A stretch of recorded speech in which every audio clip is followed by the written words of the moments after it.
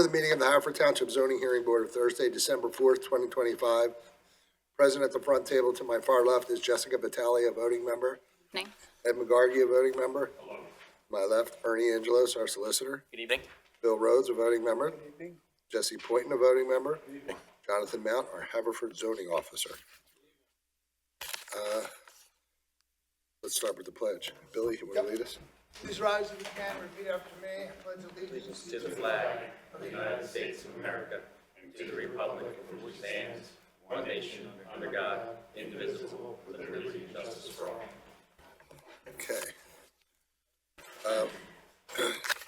One of our scheduled cases this evening has been continued. Why don't we get that out of the way first? It's case Z-2547, Scott Freeman, owner of 728 East Haverford Road. Ernie, you want to take it from there?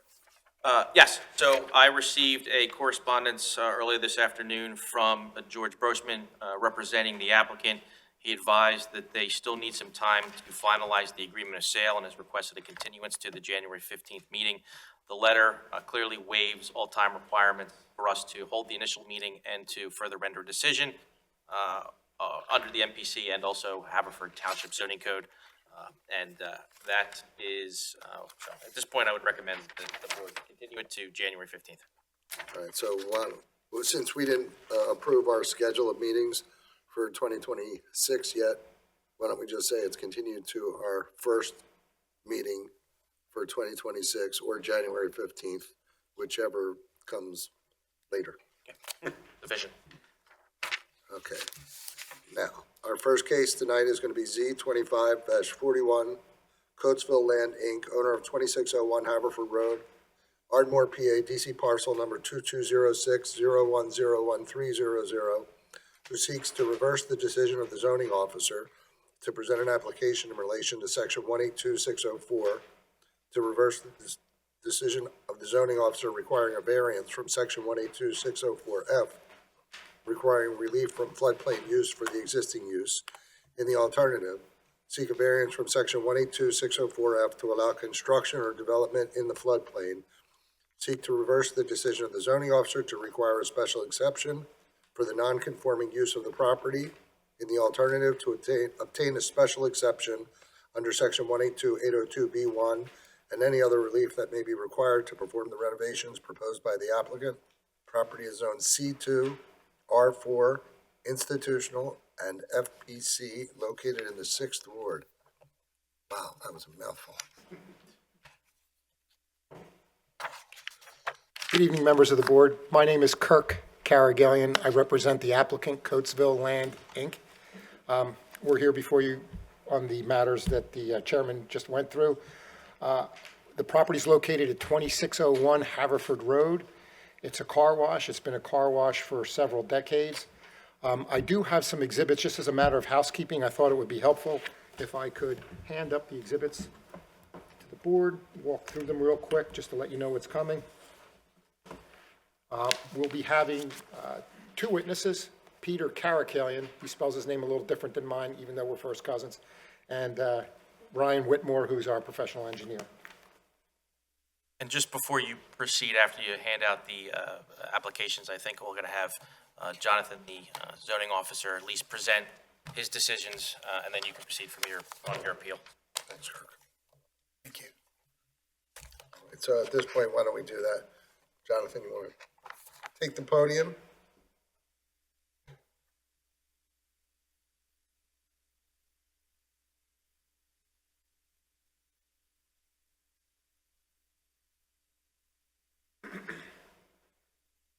Do you swear to tell the truth, the whole truth, and nothing but the truth, so help you God? I do. And your full name and the capacity in which you appear? My name is Jonathan Mount, M-O-U-N-T. I'm the zoning officer for Haverford Township. I reside at 1404 Pawlings, P-A-W-L-I-N-G-S Road, Phoenixville, Pennsylvania. Good evening. I had received an application from the applicant in this particular project for a determination of the zoning officer regarding the application and plans you have before you this evening. That determination, the zoning officer made three distinct determinations that have caused the applicant to come before you this evening. The first one was that the applicant must come to the zoning hearing board to seek relief from section 182-604 regarding floodplain development. The second was that a land development application must be submitted to the community development director for the application. The primary reasoning behind that was the application and plan that was submitted indicated a significant change in traffic pattern, which would be governed by the Planning Commission. And the third item was any alteration to impervious surfaces, even if that reduced a total amount of impervious surface, because it relocated that impervious surface, would still need to come before the board for a variance or a zoning hearing board relief. So in the first case, if we refer to zoning ordinance section 182-604,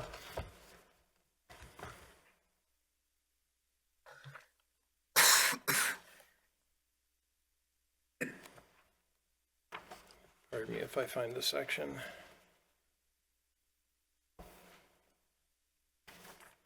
.604 is the floodplain conservation district regulations, and in the case where there is an alteration of the impervious surface on a lot within a floodplain, section F, floodplain provisions and variances, basically states that there shall be no construction, development, fill, or other placement of an obstruction shall take place within any identified floodplain or flood-prone area of the Township of Haverford. Repairs, improvements, or modifications to an existing structure which amount to less than 50% of the market value are permitted, provided such work does not result in a horizontal expansion or enlargement of the structure.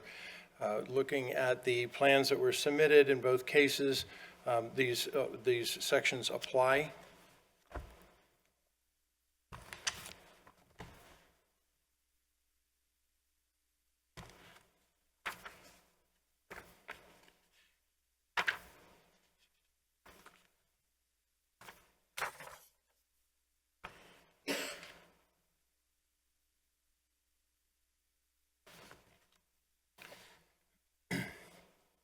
The applicant also refers to 182-604F.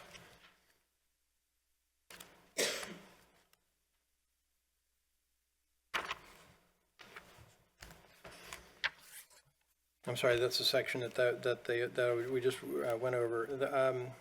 182-802B1.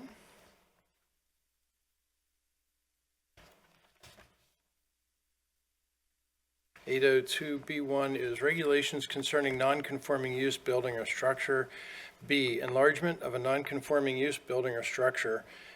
Non-conforming use is a non-conforming use of a building or structure shall not be extended, enlarged, or added to in any manner unless said use is made to conform to all regulations of the district in which the non-conforming use is located.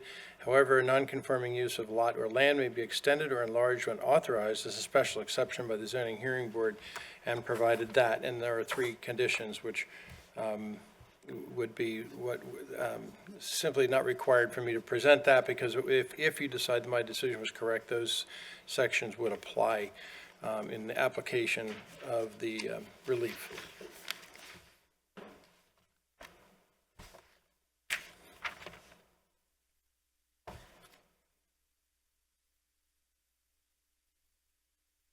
And that, it explains how the determinations were made in those three cases.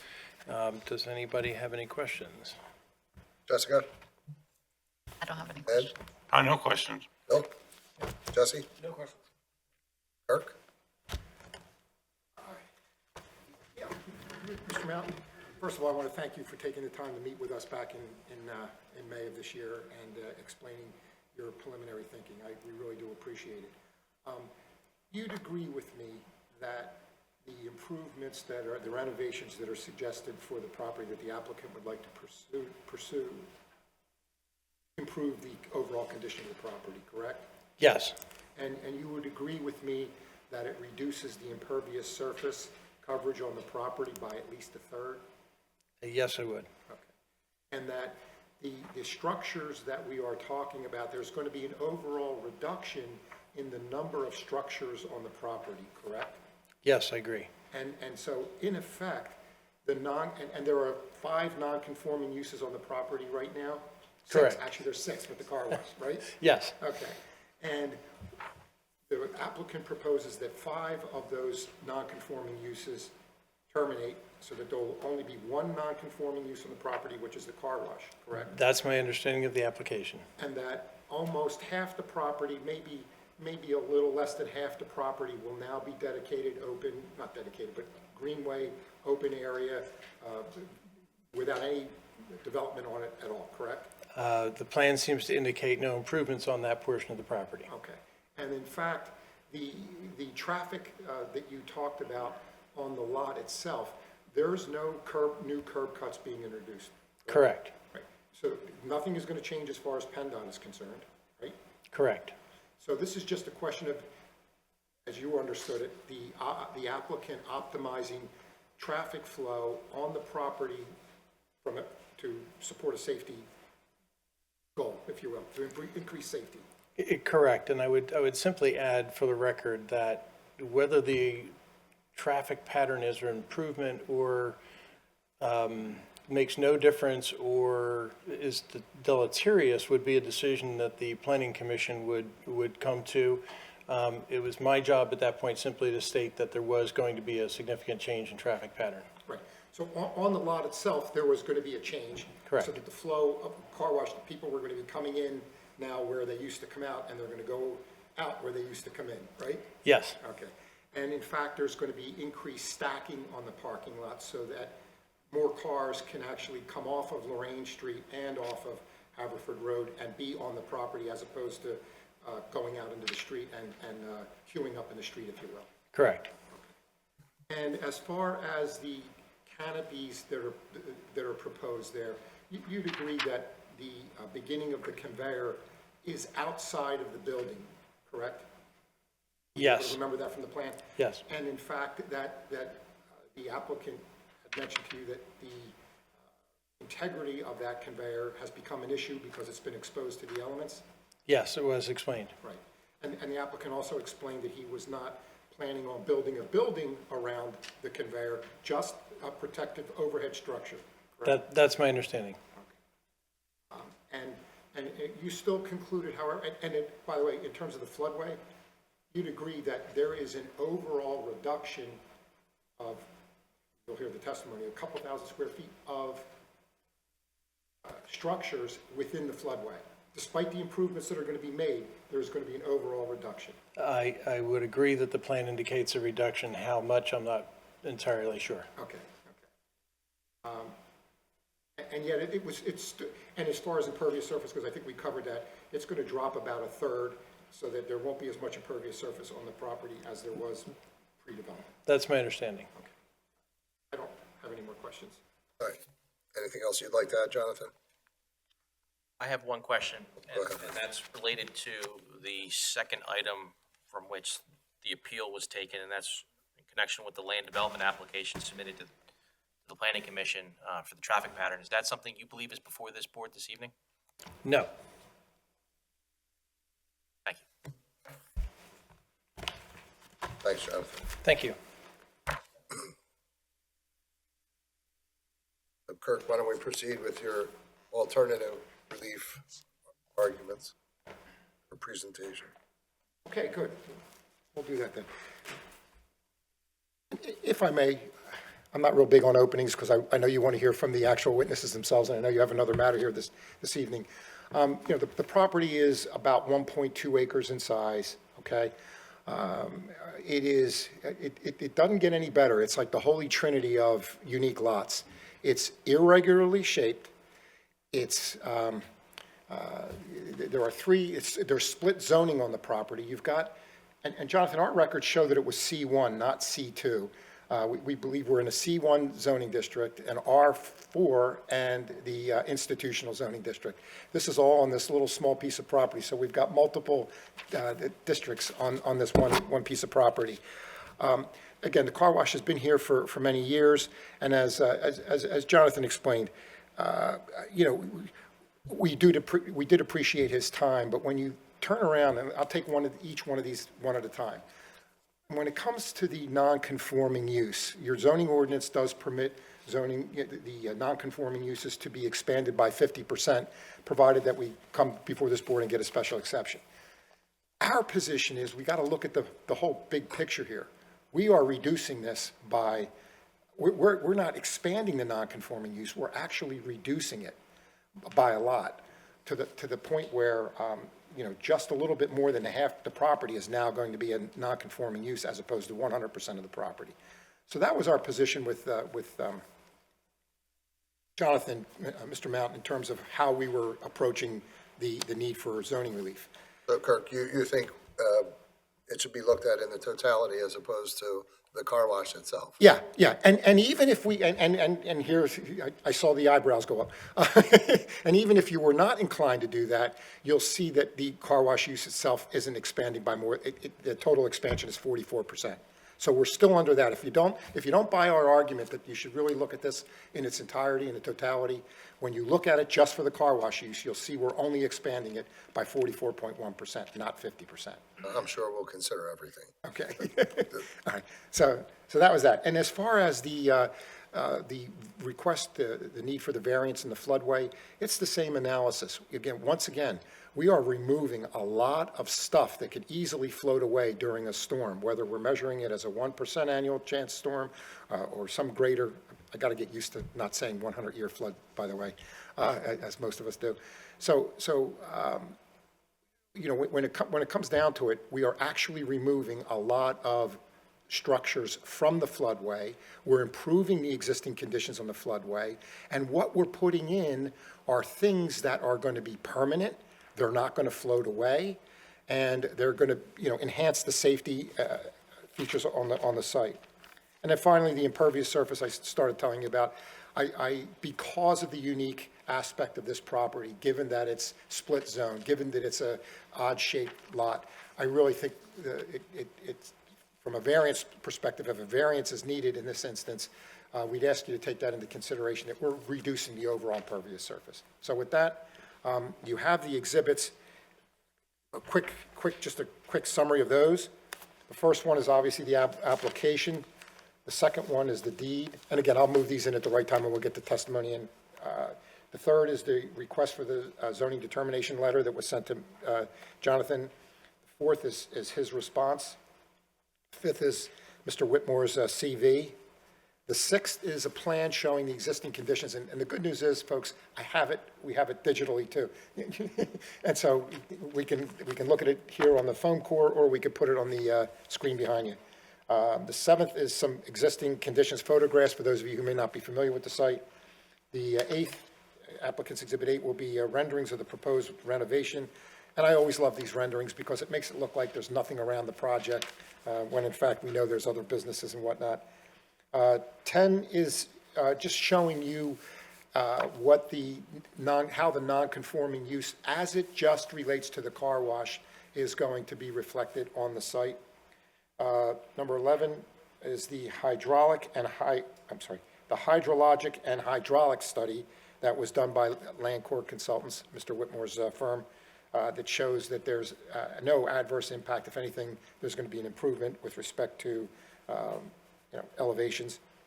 The 12th is a quick traffic analysis that was, not quick, it was a traffic analysis prepared by Matt Hammond of Traffic Planning and Design. Number 13 is the vacuum stanchion detail, in case anybody wanted to know what is going to be put on the property, and you could see how small the footprints are. We have the detail there. And number 14 is the payment kiosk detail.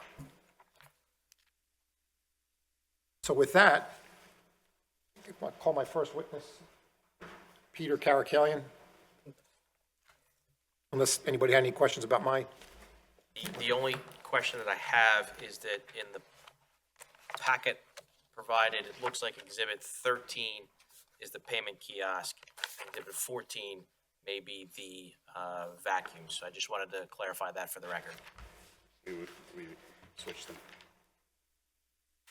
It remains in the Just the Thank 13 you. and 14 Thank you. in the cover page, but I just wanted to reflect that for the record. Stand corrected. Thank you. Thanks. Thank you. Thank you, Ernie. Peter, please raise your right hand. You swear to tell the truth, the whole truth, and nothing but the truth, so help you God? Yes, sir. And since Kirk pointed out that your name is spelled different from his, how is your last name spelled? Karakellian. Switch the G and the K. Our fathers were brothers. Okay. Peter, Peter, where do you live? 612 Lorraine Street, Ardmore. And Lorraine Street's right, the street that's right next to the car wash? The street, the car wash is on, and I live in the house next door to the car wash. Okay. And are you the sole shareholder, officer, and director of Coatesville Land, Inc.? Yes. And the name Coatesville Land, Inc., how did that come about for this property? I had a project in Coatesville, and then I was able to 1031 to purchase this property, so we just kept the same company. Okay. And you purchased the property back in February of 2023? Yes. Yes. And you were here during my opening remarks, right?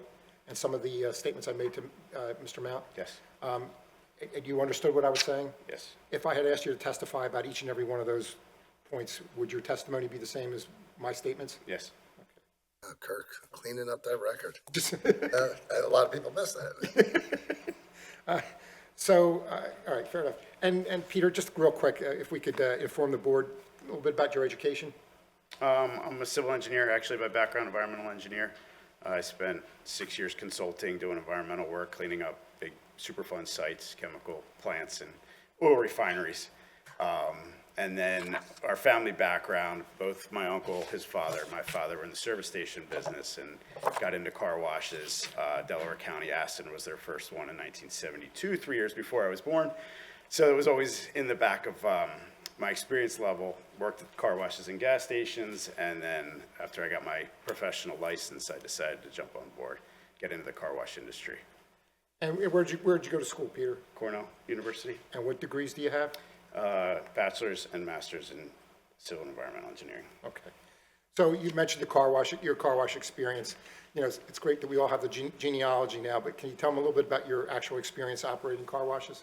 I jumped in as a manager in 2004, so it's been 22 years, and I've been involved in various projects, various operations, and different styles of development, building car washes, operating car washes.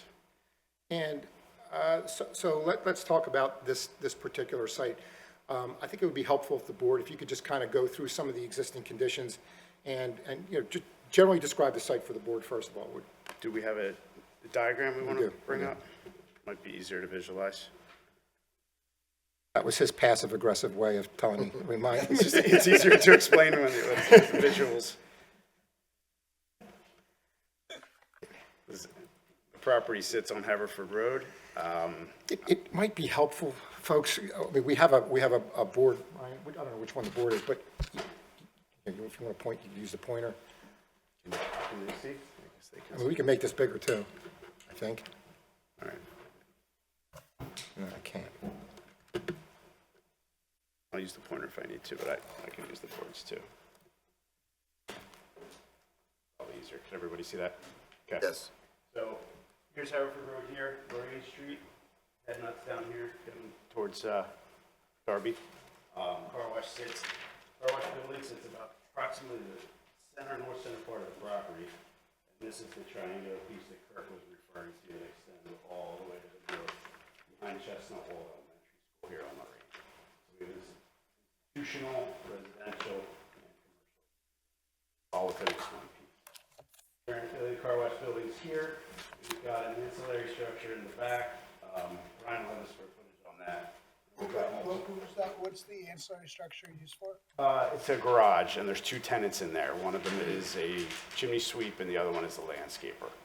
And that building will be removed? Yes, Okay, and those businesses and all signage associated with them will be taken out? Yes. Including street front signage for any of those businesses? yes. Intention, at least. And so there's 5 different tenants back here, and then the car wash is in the bottom third, 2/3 of the property. Currently, the vehicles enter and exit off of Haverford Haverford, sweep around, follow through the car wash, exit back out onto Haverford. And that's pretty much it. It was gas station, I think, prior to car wash. It's been a car wash since 1971. Whistle Clean, it was a company in South Jersey. Actually, my grandfather knew the owners of Sherbin Industries back then. And, you know, it's actually a great location for it, being in the floodplain, because we're shut down in adverse conditions and bad weather days. It's made to be wet. So I think it's a great location, and I think the community's underserved as far as vehicles cleaning services are entailed. So that's about what we have. Just real quick for the record, your testimony was in connection with Exhibit 6, correct? Correct. And Pete, if I could turn your attention to Exhibit 7, I'm popping the pictures on the screen here. And everyone's got them in their packet, so it might be easier to follow in your packet, but Exhibit 7, can you just walk us through, there's 15 pictures, separate photographs in Exhibit 7. I've mentally labeled them 7A through O for purposes of just getting through this, but if we can just walk through each one, we'll start with the first one. Tell me, what are we looking Standing on at? the sidewalk on Lorraine looking west right now. Car wash building is to the left. The residence 612, my house is to the right, and this is the entrance to the back triangular piece where the 5 different tenants are, and we're proposing to make as an entryway to the car wash. So the car wash is on the left, correct? At the very left, and the stuff that we see to the right, is that all going to disappear? Yes. Okay. There's a boat and a pile of dirt, temporary trailer to the White Thing Center. Okay. And parking. All right, so I just want to scroll down real quick and get to the next picture. Okay, This is just forward progress in the same view. That's the ancillary structure we were just discussing. I think it's about 2,000 square feet, 2 different tenants in there. and that's disappearing as well, correct? Correct. Second building for a third tenant and all the gear that goes with their storage/business. And these are all temporary trailers? Yes. Peter? Temporary, And they'll all be removed? Yes. next picture, Looking- with the looking- Cadillac? Looking northbound into the triangular, so this would be the residential zoned portion. Containers, 2 containers, broken down Cadillac. I don't think the Cadillac's there anymore, though. Continue. Okay. Oh, sorry. This would be the north corner. This is the institutional zoned area, additional container. And we have a stonemason that's been there, and he just stores stones. So the green structure in this picture on the right-hand side, that's a storage container, right, Peter? Yes. It's not a wall or anything like that? Okay. And this, And that will be removed? Yes. And the water Everything. box and all the trash and the stone? Yes.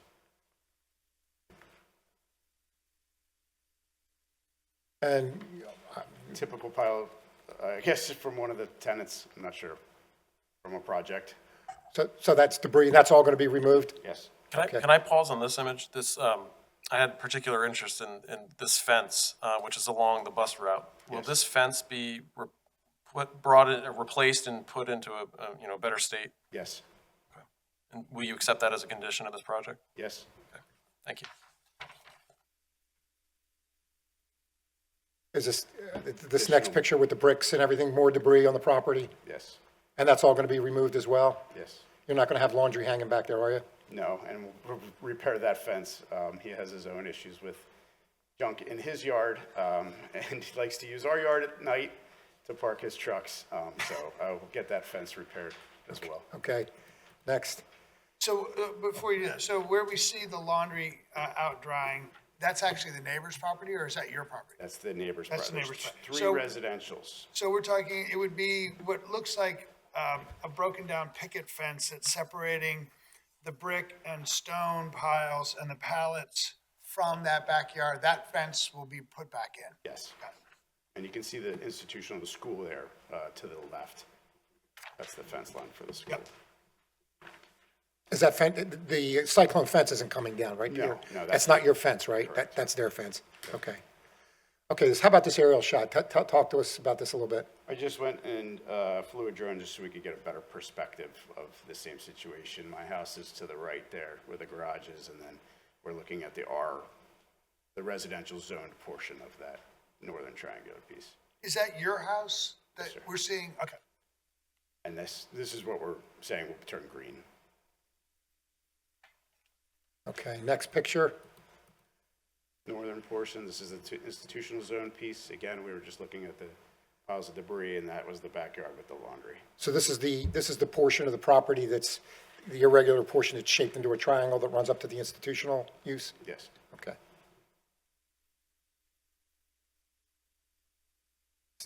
How about the next photo? Same thing, just another perspective to see the three different residential borders, properties there. Okay. That's pretty much it. You can scroll through.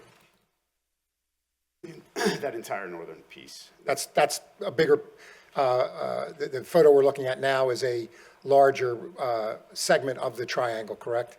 Yes. Okay. The entire, like, northern triangle that we're calling. And that entire piece that the entire portion of the property that's in the photo right now, is all of that being cleaned up and greened? Yes, sir. That's the intention. Unqualified, Peter. If it's yes, then it's yes. Okay. Intention means you could change your mind. No. And Okay, fair enough. I already heard it. You go back and answer the board's question. approval, absolutely, yes. All right, how about this next photo with, it looks like with the car wash there and, Right, this kind of shows where we would intend to put the entrance lanes and the canopy that we're going to discuss to attach it to protect the conveyor that extends out of that small opening you see on the building to the top right corner is the car wash building. okay, and then your house, so looking at the top of the picture there, the car wash is on the right-hand side. Yeah. You've got, your home is in the middle, Yes. and then your neighbor's home is to the left, correct? And then this building on the bottom portion will be removed. This entire structure, everything we see outside of the car wash area is all going to be removed? Yes. Okay. Not just your intent, you're going to remove it, right? Yes, sir. All right.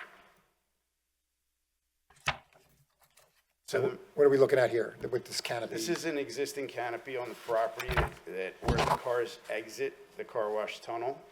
They travel over this bridge over Cobb's Creek and then exit onto Haverford Road. The conveyor system for the car wash extends out of that opening, where this was a rain day, so we were closed, that door is shut. And the intention is to remove this canopy as well and to put a more permanent structure onto that western side of the building to enhance the safety, to protect the operation, and to make it a better experience for the customer. Peter, I have a question. This is the area under this tarp canopy where the services continue for people who pay to have their car dried. Yes. So on the other plans, it didn't show, when you reverse direction here, will a temporary canopy like this then be installed on the other side? No, sir. So the employees who work there in the summer will just work without a canopy over them to dry cars as they come out? We would change the operation slightly, so there would be no drying activity at the exit end of the conveyor. It's not safe, it stacks up cars, causes traffic jams. So we would augment the operation, and I have plans or perspectives on what it would look like after we get through the existing conditions. Renderings, sorry. Right. I don't remember that word. So, right, so just, I think that was a good question. So, Peter, right now, we see that canopy out there, and again, it would primarily for the protection of your employees, but your conveyor is not protected at all, correct? No, sir. And is your conveyor deteriorating? Yes. Okay, and is that what's kind of instigating a lot of the improvements you want to make? Yep. To the building? A portion, yes. The concrete is blown out from the freestyle effect of being exposed outside of the building there. And the conveyor itself could potentially develop issues? Is that the concern? Okay. And you're saying you're going to change we'll talk about that in a minute, but you're going to change the order of operations so that there won't be a need for people on the exiting end of the car wash, correct? Yes. That the activities are going to take place at the front end, correct? Okay. All right, let's go to another picture here. Just- It's another shot of the canopy? Yep. Yes. Okay.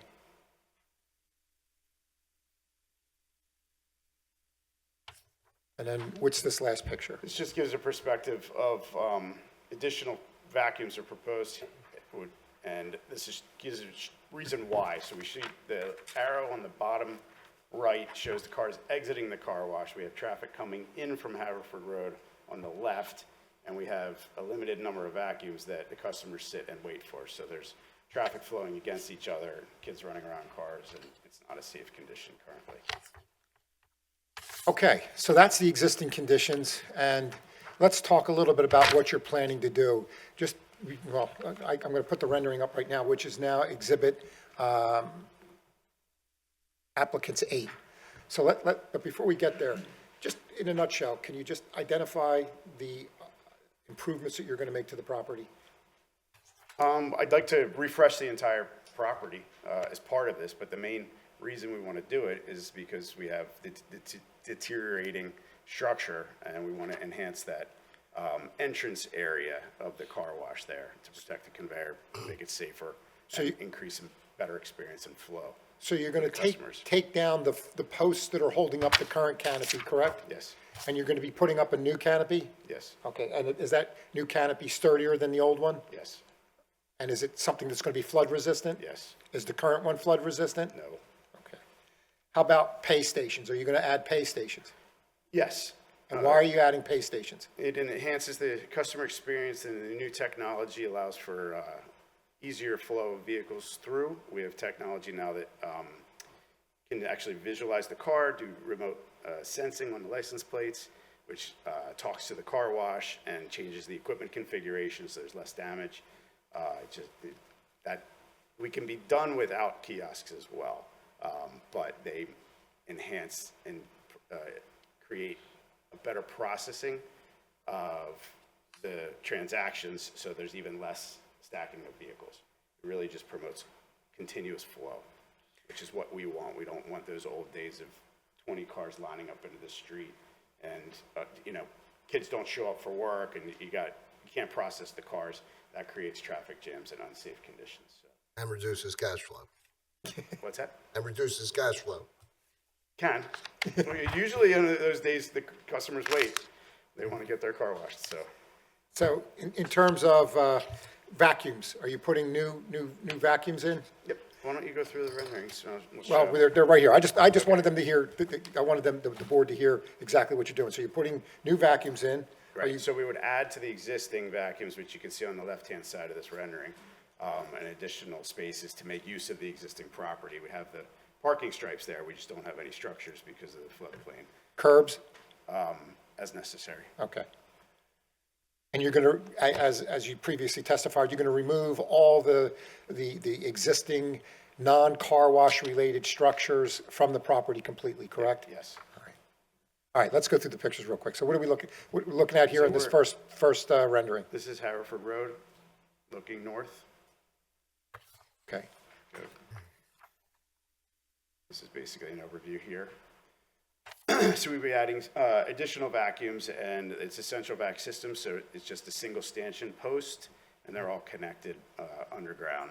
And this would be a free vacuum area for existing customers leaving the tunnel that choose to, or they could just exit the property onto Lorraine.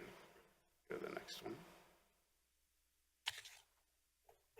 Okay, what's this a shot of this third? This is currently in the existing flow, the entrance, and what we're proposing is turning this into an exit. So therefore, the customers can enter and leave on Lorraine, which reduces traffic on Haverford Road, or if they choose to, they just loop back around into the free vacuum area. So, Peter, this is going to result in egress onto two roadways and not force everyone onto Haverford Road. Correct. Okay, how about the next rendering, Pete? This would just be the north side of the building? And this is where the pay stations are going to go? Yes. It's the same view as that first shot, photograph that we had. Okay. Okay, I think that's it for that. All right, let's see.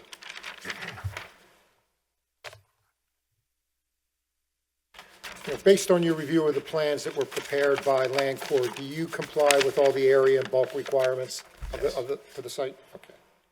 We can let Ryan testify further, but this is a good image of the same rendering, just in the concept showing the green area proposed in that northern triangle. Okay, and we are looking at the concept plan A. This is the proposed renovations, right? Exhibit A, applicant A? Yep. All right. A9, Sorry, A9. A9, I'm sorry, A9. Go ahead. So, you started to talk about this, I think I may have cut you off. Tell me a little bit about the positive impact this is going to have if these renovations, if you get the relief you're looking for. What positive impact are these renovations going to have on the community and on the site itself? I had to type it up. There's a lot of benefits potentially. First and foremost, the safety of the personnel and the vehicles and the customers. It's just a much more natural and relaxing flow. If you see now, cars have to make almost greater than almost 180-degree turn to get in. It's too short of an area for the approach of the vehicles to enter the facility. I have 2 attendants in there because it's older equipment. They have to hand prep the vehicles. So it's a dangerous situation with people entering from sunny into shadow and having an attendant standing right in front of them. By reversing the flow, we have a much more flat or straight approach into the building, which gives the customer time to prepare, less stress, which translates to less accidents and less incidents. With the larger canopy, fixed canopy, it also helps with shadowing. Going from bright sun to darkness, they lose vision, and that creates a lot of stress, brakes, gas. So that the flow is a significant improvement and a much more relaxed, better experience. Additionally, the structure, the additional 3 posts that we're proposing would be significantly improved upon, being flood prone or floods, able to withstand any flood waters much better than what's flimsy and out there now. Added benefits include eliminating all the non-conforming uses we talked about, removing all the non-fixed objects, restoring green space, adding organization to the property from a zoning perspective, getting the intent of the zones back into where they should be. And I think, even though we have different lines, I think this site evolved over the years and doesn't really act accordingly. And we're going to get that much more organized and cleaned up. We're adding free amenities for car wash customers, which will enhance the excitement and the pride of the community with clean cars. Right now, it's a challenge to use this facility. We're also reducing impacts on Haverford Road. There's also the economic benefits and property value boosts and water conservations of new systems. Let's we talk can about that, put in. Peter. I'd like to talk about the water conservation. So you're saying the new systems you plan to put in, again, these are internal operating systems and in terms of recycling water. Can you just give us 2 minutes on that? Sure. Or a minute on it? Right now, there's no recycling going on. It's a freshwater system. Older equipment uses more water. Newer equipment uses a lot less water. It's much more efficient. New motors are much more efficient, less energy. And we have systems now that can go up to 80 or 90% recycled. So less impact on the sewers, less impact of freshwater usage. Good. And as far as hardship here, Peter, because this kind of translates into both the non-conforming use aspect as well as if the board thinks that we need to get a variance here, what's the hardship that you're experiencing on this property right now that's driving you to get this relief in terms of? Basically, we have deteriorating and under-designed infrastructure, and we're located in a floodplain. I don't think we'd actually even be here if we weren't in the floodplain. But that's the gist of it. And you're not proposing putting an addition on this building, correct? No. All you're proposing is just to cover the area that's exposed to the elements right now, correct? Yep. And as a benefit of that, we can reverse the flow, and all those other ancillary benefits are a product of that. Okay.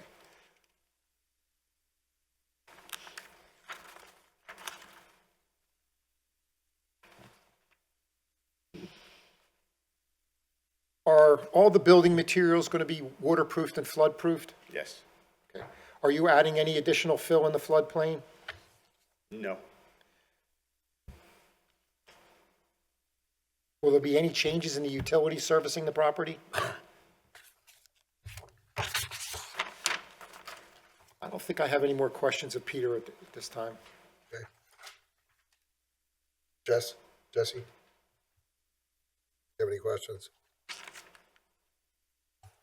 I think I read in your the original application that there was a you did a traffic study, right? Are we going to hear about the traffic study, or are you going to kind of summarize it? Our engineer, yes, yes, Okay. yes, Mr. Chairman. And that speaks to, I think, a great improvement in the stacking capability? Yes. Okay, and you'll testify to that? Okay. Ryan, will, Okay, yes. great. And you did say that you will agree to a condition of removing any signage that's for the tenants that will vacate? Yes. Okay, and then we talked about the fencing. How many vacuums are you adding along Haverford Road there? I didn't notice that until the renderings. 4. Okay. Are those in the setback? The front yard setback? I'm not sure. Ryan would be able to answer that. Okay. I'm not sure if those count as it might be a question for our zoning officer to see whether those, would need relief. But I was just, seeing those in the rendering was the first time I had noticed those, because I didn't think they were depicted on the plans there. Wait. Hold on, Ryan. And we can come back. When you come up, He's trying to be Mr. Helper. I don't have any other questions. Bill? I only had one question as a follow-up, really. It's, so when the cars do come out and then they're not going to re-queue for hand drying, Correct. they're going to be moved somewhere else. Are they going into some of the designated parking spaces? Is that where do you have a plan for that? I don't, with the new systems, we actually put a significant amount of water treatment as well. So we remove all the minerals out of the water. So it's called spot-free drying, basically. So there's not as much of a need for the hand work that we're doing now, because it's an older system. We do a lot of towel drying. We don't have the ability to dry the car the way it should. We don't have the water treatment in there, and we don't have the equipment to clean. So you're picking up a couple pieces that the machinery misses. But the intention is to eliminate that. So we would have staff to assist in those proposed vacuum areas. Okay, So you're just gonna blow the car dry? Correct. okay. But we would also, it's an older community, and there's a lot of customers that want full service as well. So the thought would be, depending upon what the customers were asking for, we would enhance the service level along the building. So if they And that wanted their pulls those tires cars shined, offline, which is a safer condition as well, rather than stacking up. if they wanted their tires shined or any of the other Vacuumed or post-washing windows. you'll have people who would do that for them. Yes. And that's priced differently or separate from the kiosk for the washing. Correct. I have no more questions, thank you. Ed? Yeah, just a few questions. Regarding the potential for hazardous material like soap and stuff, you're in a floodplain. How are you going to address that so it doesn't cause a hazard when and if you do flood? So they're all in sealed containers, number one. Number two, they're not hazardous materials. They're soaps and conditioners, and so they're all biodegradable now. And number three, by rotating the flow, any ancillary drips or wet is going out actually onto Lorraine instead of into the creek, which it currently is right now. I think there's 3 big advantages. Okay, so they're going to be anchored sealed containers. So does a truck come and deliver it and pour it into the container, or you have barrels? So we've gone from barrels down to 2-gallon and then 5-gallon jugs. And so we take those and we put them into a fixed container and we throw them out. So the chemical companies wisened up and they're not shipping water anymore, they're shipping concentrates. We mix them on site. So there'll be boxes of basically 2.5-gallon containers sealed and in a storage room. And then they'll be used and thrown out. They won't be floating 55-gallon drums or anything of that. Good, okay. These, I don't know what you call them, but the actual pay stations, is that going to be a speaker system that would affect the neighbors? They do have voice commands on them, as you can turn the volume way down. Or you would agree to a condition that the volume shouldn't impact the neighbors or anything? How about the new facility itself? Is it going to be less noisy or noisy as a car wash? I don't know. Equivalent to what it currently is. Okay. And the area on Exhibit 9 that's shown in the green color, are you going to re-topsoil that and after you remove all the debris and the structures, you're going to be able to topsoil it and actually get vegetation to grow there? Yes. No other questions? Jessica? Just had a question about the two sheds that are noted as existing to remain. What is going to be stored in those sheds? They were, They're right there. yeah, they were further up there and they were actually normal residential type sheds. So maybe household equipment for the house. Okay. I just want, so it won't be anything for the car wash that you'd have to access with heavy machinery. It would be all small things that you would take out by hand. Okay. Is that it, Jess? Yes, that's it. Okay, I have no questions. Okay. Thanks, Peter. Thank you. Who's next? Next up, Ryan Whitmore.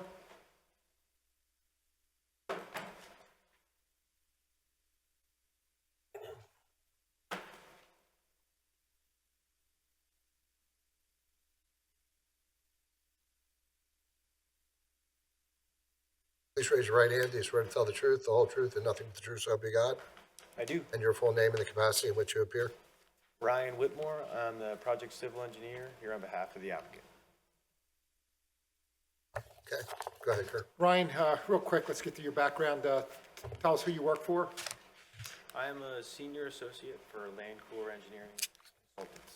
And how long have you been an engineer?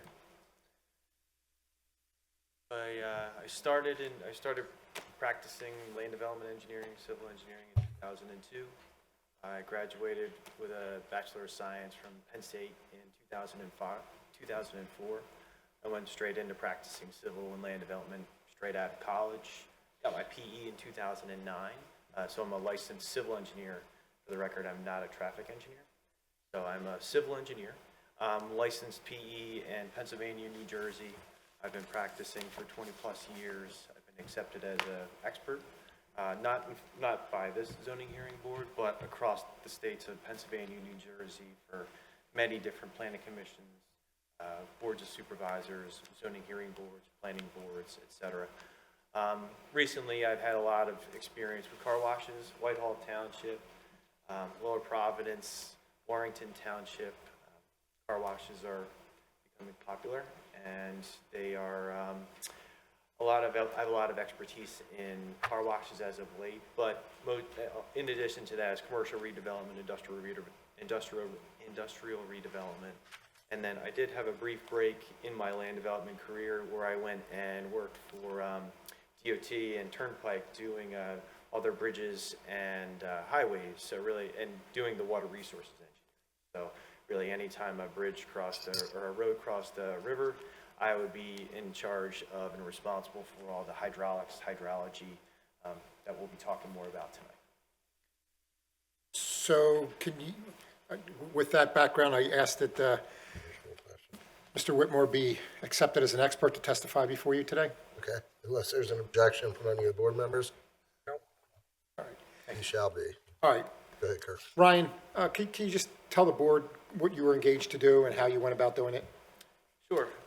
So Peter, he had engaged my firm, myself, to help him take his idea and to navigate the zoning process. So review and research the zoning and the subdivision land development requirements, really take a deep look at the floodplain regulations, the floodplain implications related to what he's trying to accomplish with all the betterments of the property, attend various township meetings, hearings to the extent that they're necessary, and then ultimately help them with all the civil engineering, documentation, design, permitting related to the renovations and modifications to the property. And before we go too far, I forgot to ask you, is applicant's Exhibit 5 your CV? Yeah, it is. Okay, fair enough. So in connection with doing that, did you come to draw some conclusions about the project and what he was seeking? I did. There's lots of details, but in my opinion, Peter, he covered it in his testimony that there's a lot of improvements that are going to be made from a traffic site circulation, safety, the reduction of impervious coverage, which comes with the incidental environmental and stormwater benefits, site beautification,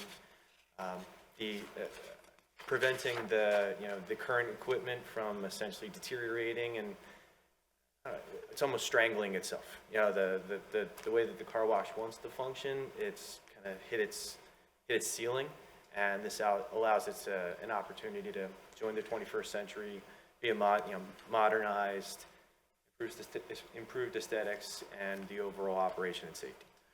So we've talked a lot, or you've heard me summarize some of the dimensional issues and setback issues and things like that. I'd like you to orient the board to, what we currently have and what this is going to look like in terms of the structures that are going to be removed, the net reduction in non-conforming uses, and the net reduction in structures on the property. Can we kind of cover that? Yeah. Let me know if there's a particular plan you'd like me to throw up. Do you want me to throw up the Let's go existing to conditions? 7. 7? Yeah, A7. Or, no, 6. 6 it is. Existing conditions. Okay, applicant 6. Applicant 6. There's the pointer if you want it.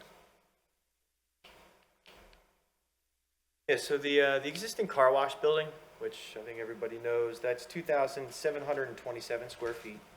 That floor area, the building coverage for the intensity, that will remain unchanged. There is the existing contractor building, so the masonry building that Peter explained in his photos, or when he was walking through the photos. That's 1,803 square feet. There is an existing trailer, at least as it's noted on A6, that's 353 square feet. At the time of survey, that was the only trailer on the property, but as you saw in the photos, there's more trailers than just the 353 square feet. And then the existing sheds that are up on the triangular portion of the property, that's 272 square feet. So the 272 square foot, there was a question about the sheds. Those are the only existing structures that are outside of the floodplain, and that was really the intention for those to be left in place, in addition to the residential storage, but they are outside of the floodplain. So the application proposes for the removal of the 1,803 square foot masonry block building, and then the trailer next to it, it's 353 square feet. Okay. So as far as the existing conditions, is there anything different that you described than what Peter described, or you pretty much covered it? No, Peter did a great job explaining it, where it's, not just the structures, but really any of the existing impervious or gravel areas that aren't associated with the intended and proposed car wash expansion will be removed and restored as green space. It'll be constructed as the appropriate soils and stabilization and seating will be provided in order for it to be a stabilized pervious surface, in order to really green it up and just incidentally create those stormwater benefits that come with de-paving the property. And let's talk about what's being proposed here. Again, to orient the board, let's go to concept plan A, which is applicant's exhibit 9. Actually, if we could just go back real quick, let's just walk through the existing car wash operation. I'm sure everybody's familiar with it, but just stacking, I know, was a question. We can go through the technical details. So back to 6. Okay. So looking at A6, you're entering the site from Haverford Road, which that's the southern frontage street. You enter the property, and you travel in a northeast direction from the access point, and you want to enter from the Lorraine-facing facade of the building. So if you just strike a line from the access point at Haverford Road to the entrance point to the existing car wash, that is 105 feet long, which if you take a 25-foot vehicle, that's about a 4-car stack. That's along the more of a straight portion of that distance. And then beyond that, so really from the bridge down to Haverford Road, it has about enough room for another 4 vehicles. So it's a total stack of eight cars. And that's really before it starts to back up onto Haverford Road. And that's existing conditions, correct, Ryan? That's in the existing condition. Okay. And then you exit from the western-facing facade of the building, cross the bridge, and then that's where you can get to the existing vacuums along the SEPTA side of the property.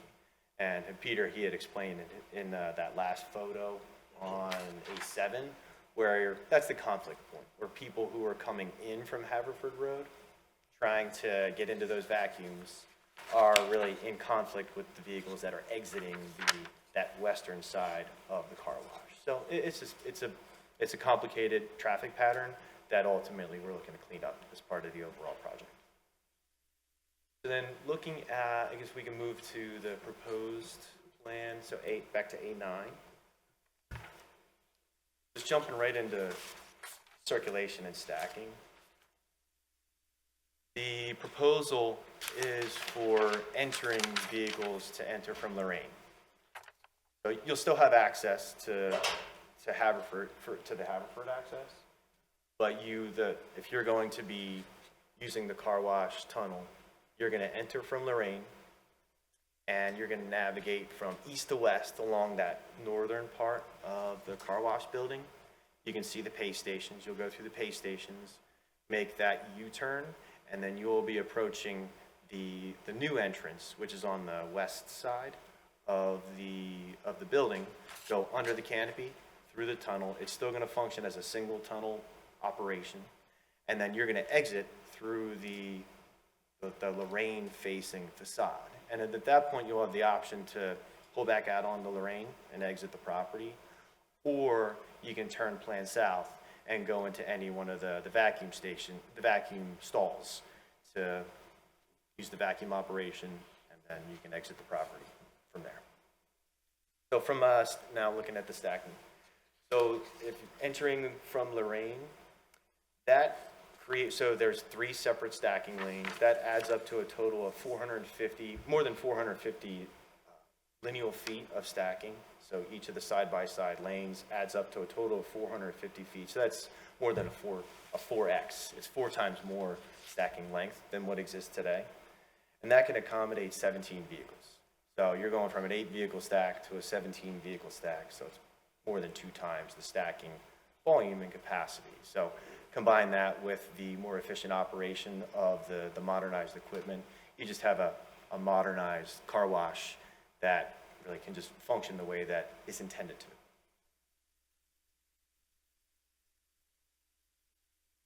Okay, as far as, let's take some of these one at a time. Let's talk about the canopy that's been proposed for the entrance to the car wash. Tell us a little bit about that. What do you understand it's going to be constructed of, and what's the purpose of it?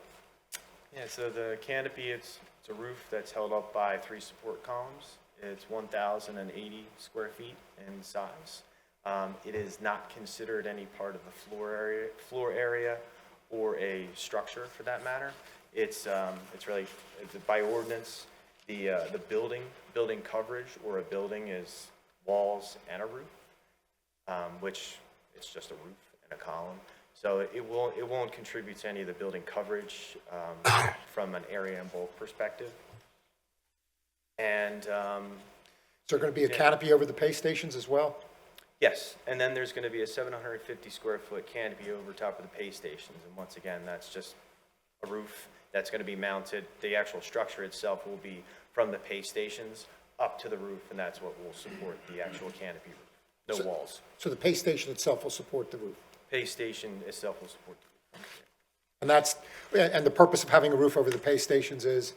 It's just an amenity for the customers who are going through. So you, as Peter had explained, just the sun glare on a hot sunny day, you're going to be going through, as you're going through that the actual operation of entering the car wash. It's an amenity just so that people can see. It makes for a much safer operation. Okay. You mentioned, were there any studies done on this property from a hydrologic and hydraulic standpoint?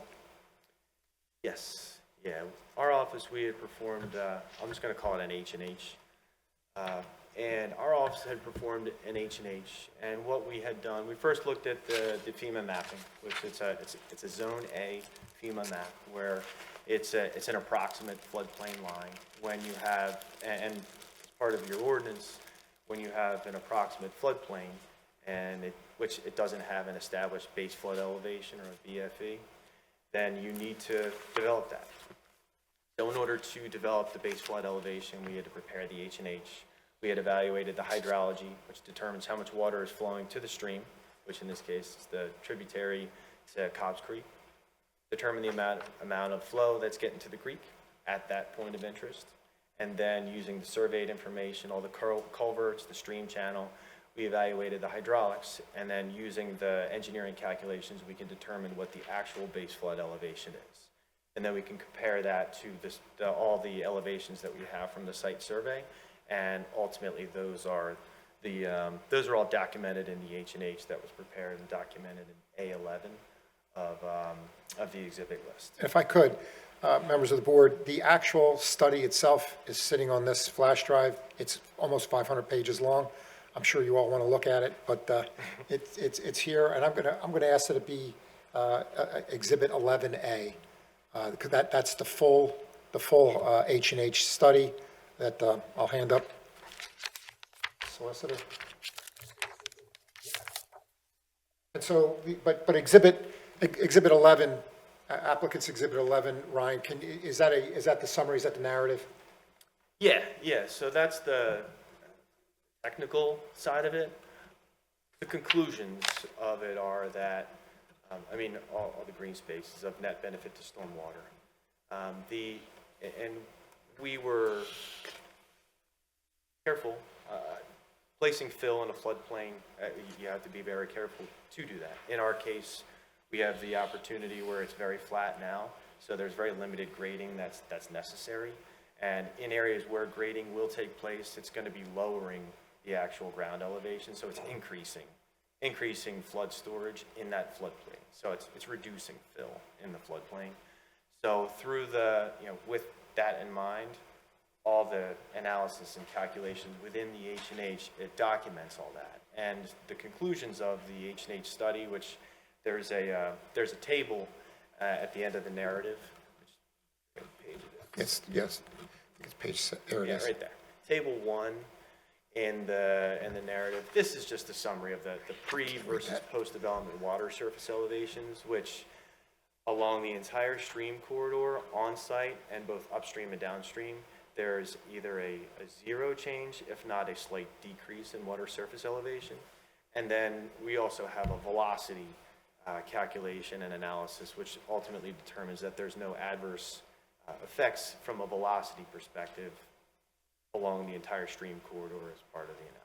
How long did it take you to conduct this study? Months. Ryan? Months. The survey was difficult because we do have to, as part of the H&H, you have to look upstream of the property and downstream. So there's a lot of permissions that Peter had to work with the surveyor to get permission to enter the off-site properties in order to conduct the appropriate survey so that the science and the facts were built into the report.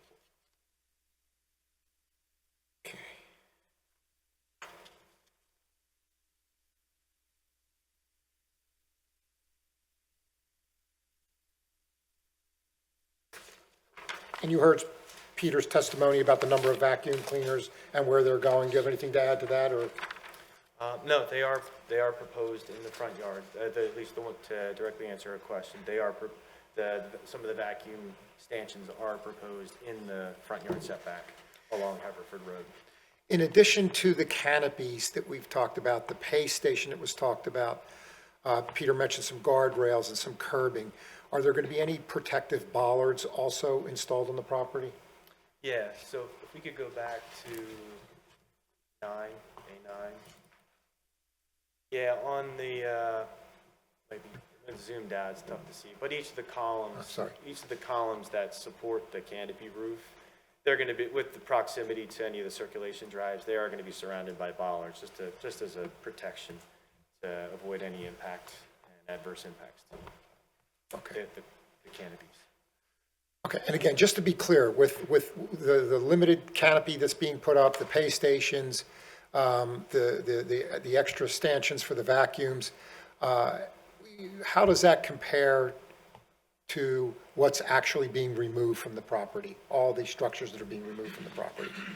So, I mean, there's significant structures are being taken down.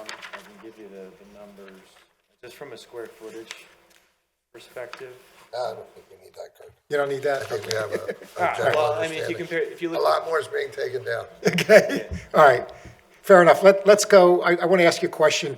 One of the points I made in the introduction was about the, looking at nonconformities in the aggregate and looking at nonconformities just relating to the car wash.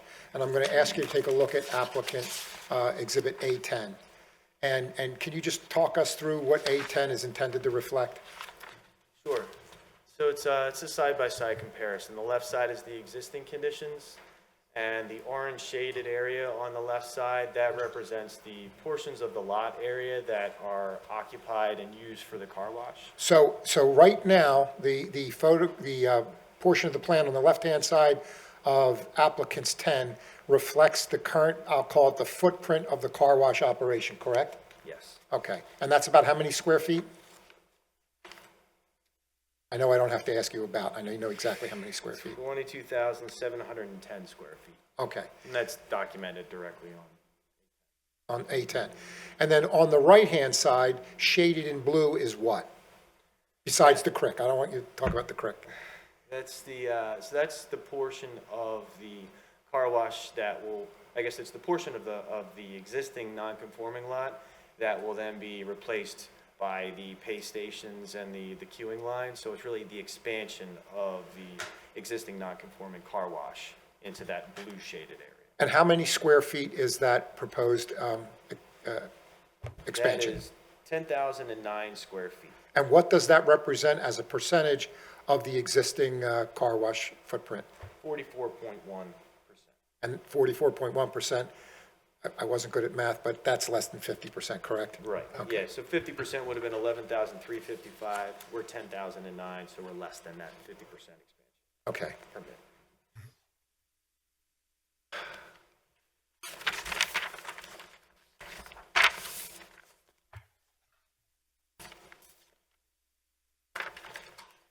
And likewise, Ryan, I asked Peter these questions at the beginning. You were here for my introductory comments, correct? I was, And you understood what I was saying? yes. And if you were called to testify about each of the statements I made, would your testimony be the same? Yeah, Let's talk about the traffic analysis that was prepared by Traffic Planning and Design. That's applicants 12. You did not prepare this document, correct? correct. Okay, but was it requested by the applicant in connection with the application to the zoning hearing board? It was, And it was submitted with the application? yes.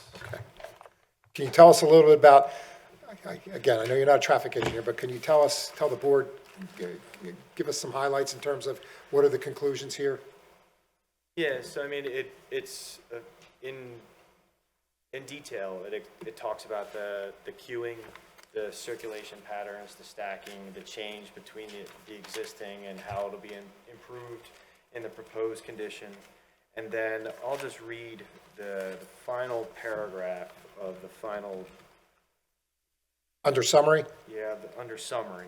Yeah, it says, based on these notable improvements, which is the stacking, which increases the 2 to 4 times the stacking length and the number of cars, providing the vehicles the opportunity for multiple points of access and cross circulation.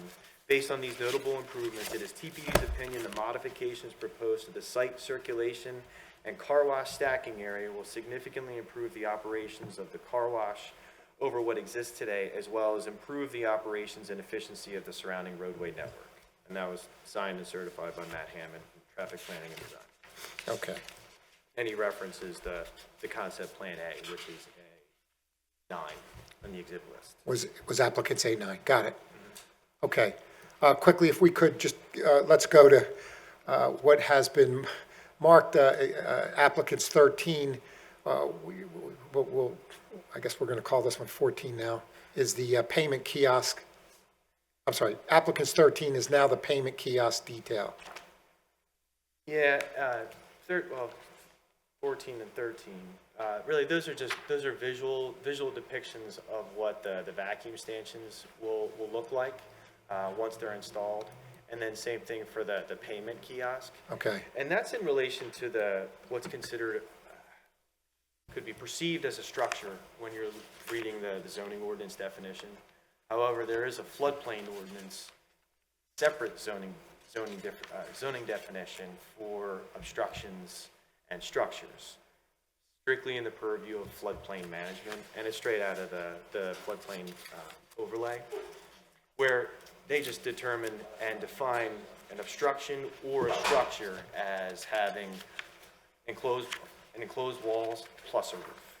So that would really be a structure that's proposed in the floodplain, whereas the separate definition of structure under the zoning ordinance talks really about anything attached to the ground that's man-made.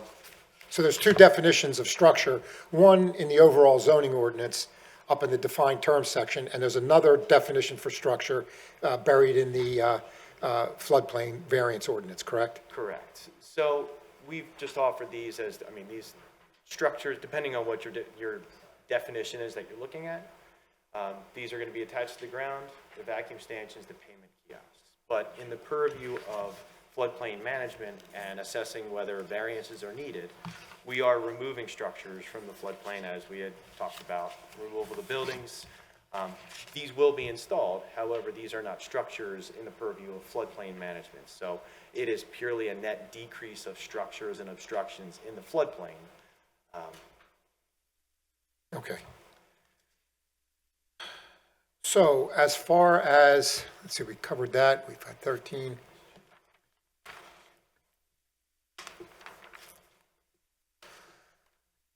I just want to kind of go back now and talk about a few more things and then wrap up your testimony. First of all, with respect to the non-conforming use, right now, you'd agree that the entire property is subject to a non-conforming use, correct? Yes. And when the dust settles, and if this application is granted, and the relief is granted, and the applicant builds what they're planning to build, will there be a reduction in the overall non-conforming use? Yeah, there will. And there will not be an increase in the overall non-conforming use, correct? Okay. And then how about with respect to the, and by the way, are the details, some of these details shown on the zoning data on the concept plan, applicant's A9?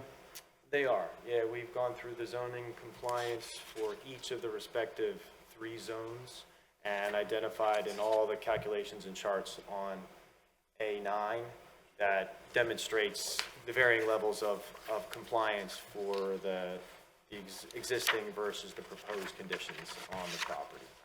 Okay. And to be clear, no floor area is changing on the property? If anything, it's being reduced. Okay. So let's run through some standards here. As far as the request for the expansion of the non-conforming use, the special exception, is the property suitable for the use that's currently existing and as proposed? Yes, it is. Yeah, it's been an existing car wash for a long time, and we're just looking for the opportunity to really let it function the way that it needs to, which is in a much safer and efficient manner. Will the proposed use or the expansion of the car wash portion of the use in any way detract from the neighborhood or have an adverse impact on the character of the neighborhood? No, it's going to be a net benefit for the traffic, site circulation. It's going to offload that pressure from the surrounding roadways. I can't say it's aesthetically pleasing to look at. There's going to be all the betterments related to the aesthetic improvement, and then the environmental benefit related to the improved green space, and just bringing the site into conformity or advancing the site's conformity with the current zoning ordinance. And by saying it's not currently good to look at, you're talking about current, not proposed, correct? Current, not Okay. proposed. Okay. As far as in terms of serving the best interest of the township, can you talk a little bit about that? Will this project serve the best interest of the township? And if so, how? In my opinion, yeah. It's an advancement of zoning. It's really taking the pressure, once again, taking the pressure off the surrounding roadways and just trying to really give this site an opportunity to function as an asset to the community. Will it have any adverse impact on public sewer, public water? No, as Peter explained, I mean, it's going to be a net benefit with the modernization of the technology. It's going to be a net improvement to the actual infrastructure and then demands of water and sewer. Is it in any way going to put an increased demand on schools or police service that's needed for the property? No, if anything, it's going to be easy. It's going to be an improvement to that, just with all the site circulation and then the functionality of the modified circulation patterns. And with respect to the unique circumstances, I mean, do you agree that the unique circumstances of this property are such that it's a irregularly shaped lot? You Go ahead. coined it with the holy trinity of the hardships, where it's triple split zones. It's got 2 frontage streets. You got a creek running through it with a floodplain that encumbers almost the entire property, making it very difficult to strictly conform with every section of the zoning ordinance. We've done our best to advance the compliance, and you'll see that with all the schedule of zoning calculations. But it's because of the hardships. And will any of the proposed development in any way adversely impact traffic, or will it improve traffic? In my opinion, it'll improve traffic.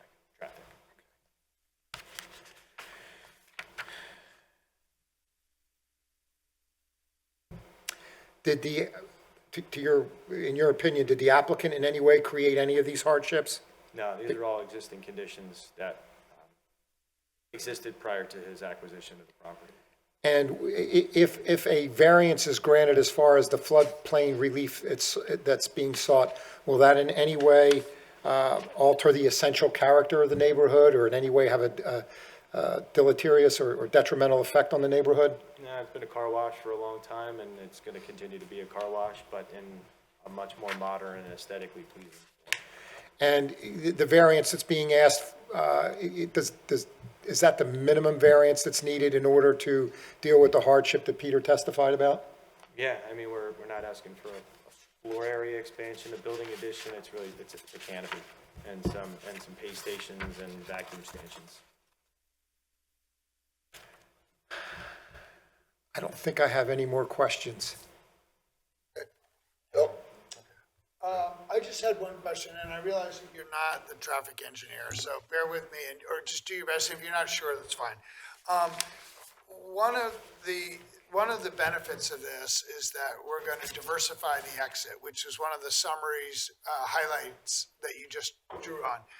And I'm just wondering how that actually will work, because when you come through the car wash, obviously you can turn onto Lorraine, or you can turn right and drive in front of the building. I'm sorry, do you mind just repeating that? I was trying to get the plan up here.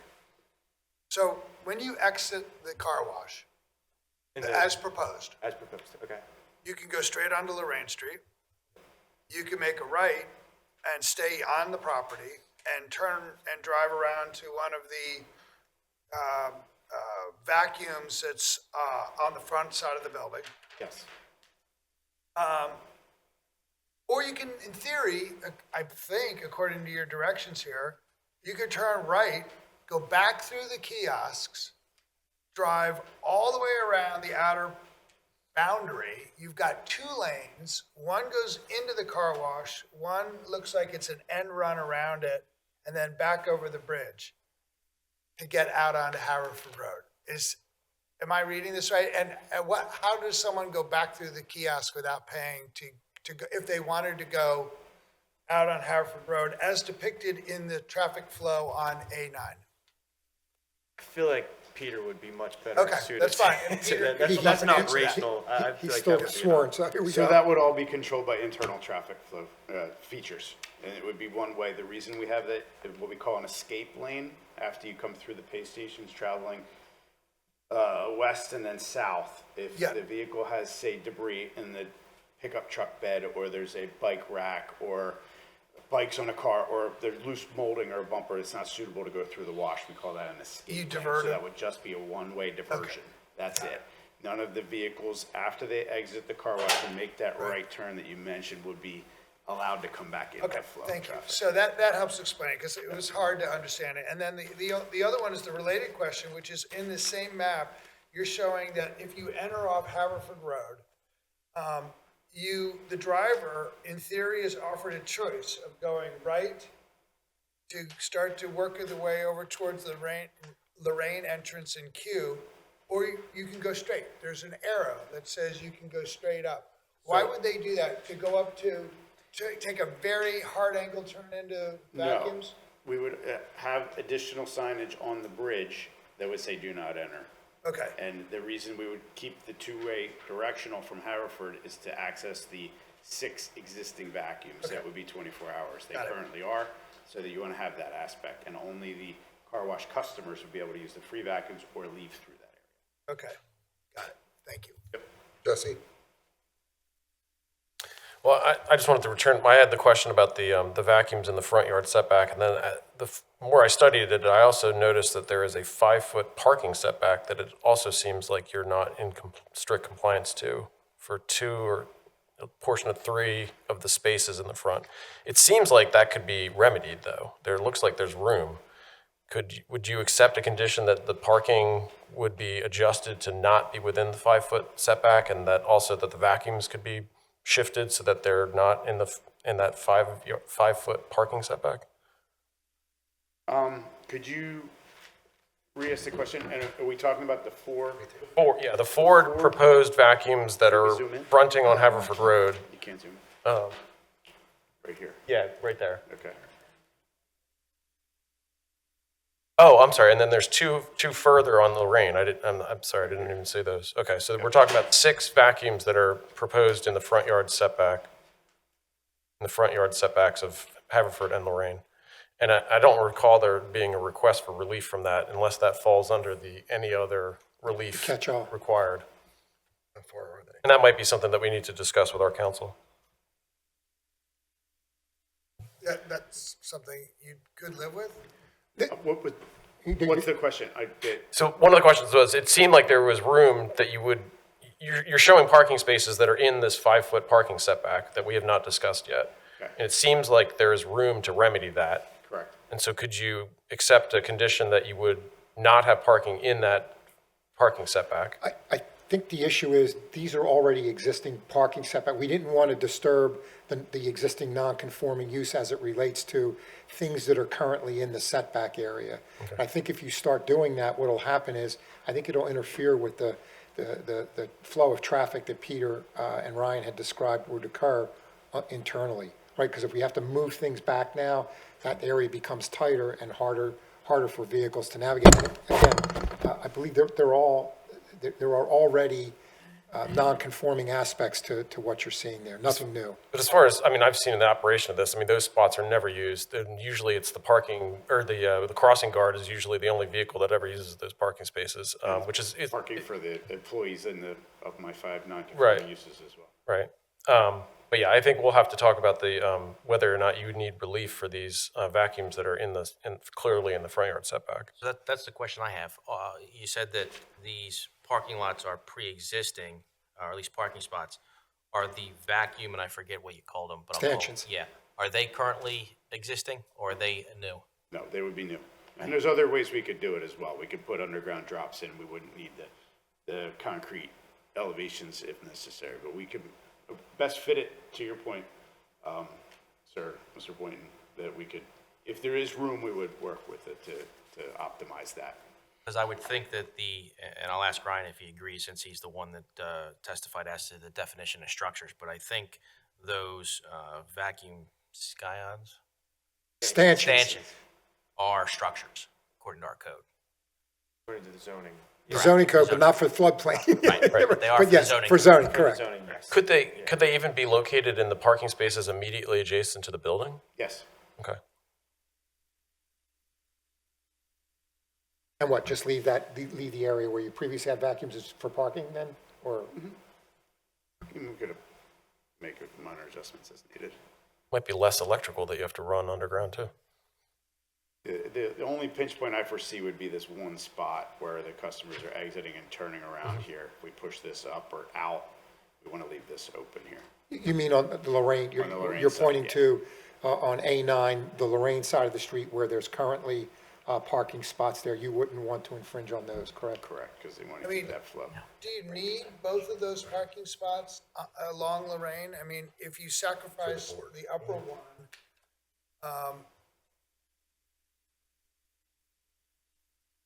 And raise the- We're gonna take a 5-minute recess. Okay. Jeff, we're gonna go off the record.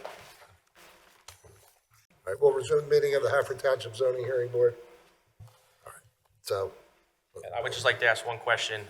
To the extent that the board finds that the vacuums are within the front yard setback, both on Haverford Road and Lorraine, would you be requesting a variance from that based on the catch-all in your application? That's correct, yes. okay. So where were we? Any other questions?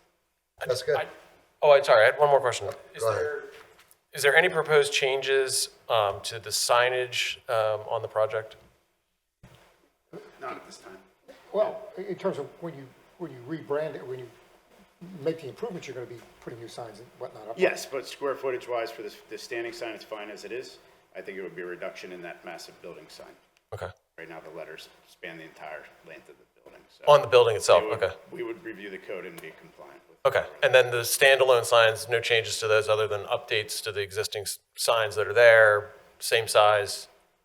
Yes. You're not for making our them menu- bigger? For maybe board, no, and as I testified, there's a landscaping advertising sign we would review. And you're gonna remove that, right? And there's also, I think, a board sign that has the prices, and that's gonna probably come down That when would you're come gonna, down because that would be in the back. There'd be Where smaller the menu kiosks. boards by the kiosk. got it. Okay, so there'll be kind of an overall reduction of signage on the project? Yes. On the building and in the site? Yes. Thank you. Ed? Two issues. One, will your H&H and your proposed work within the floodway need to have PA Chapter 105 regulations approved? That would be for what, the disturbance within Floodway, the work Floodway? within the floodway. as you know, any disturbance within the floodway would be subject to the 105.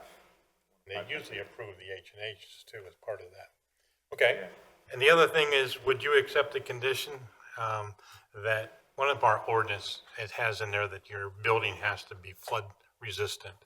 And anything you're building, any structure would have to be flood resistant. Would you accept the condition that you will meet that part of the ordinance? Yes. That's all I have. Jessica?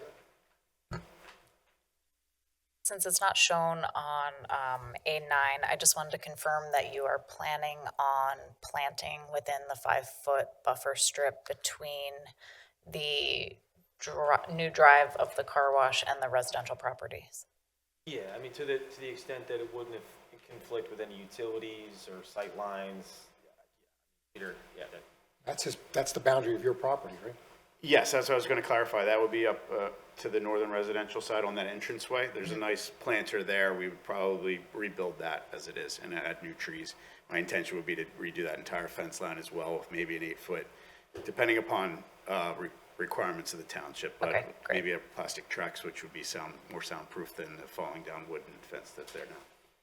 And then my only other question is, in the bottom right corner of the lot on this exhibit, there is a yellow square. What is that? We thought a central vac system to be put in there, but as we were just discussing, we would be potentially moving that up to the green spot above it to get Okay, it out of the great. setback. And we could put vegetation around that as well to hide it. I don't have any other questions. Okay. Anything else you want to add, Kirk? No, I take it, given the hour, closing statements wouldn't be helpful here, but I see the eyes rolling, so we're good. Okay, I just asked that all the exhibits be admitted into evidence. they're admitted. If there's anything you need us to stick around, they will. You have all the exhibits electronically. You have your packets. If there's anything else you need, let us know. Okay, thank you. Thank you. Thanks for your time. All right, with that, I'll ask if there's anyone present that received certified mail that wishes to testify. Anyone present that received regular mail? Any other residents of Haverford Township? With that, we'll post the record on this case, and a decision will be rendered either this evening. If we're not able to render one this evening, it will be rendered at our next regularly scheduled meeting on, when is it? On or about January 15th. Yeah, on or about January 15th. We'll try to get it done tonight, but Thank you. this took a lot more time. If, in the event, my math isn't great, man, event that it is outside 45 days, would you be able to waive? Yes, we do. Thank you. Yes, we will. Thank you, folks. Thanks for your time. You're welcome, thanks.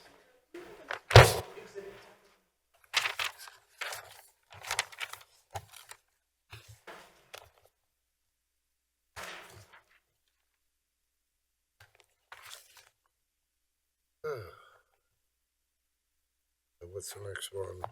43?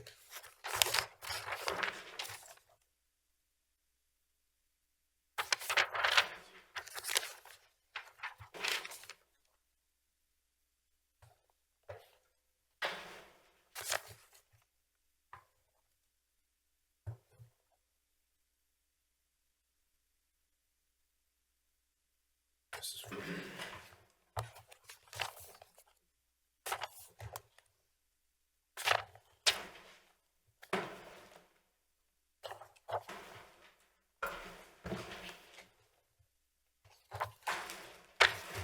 Mix of this, 43.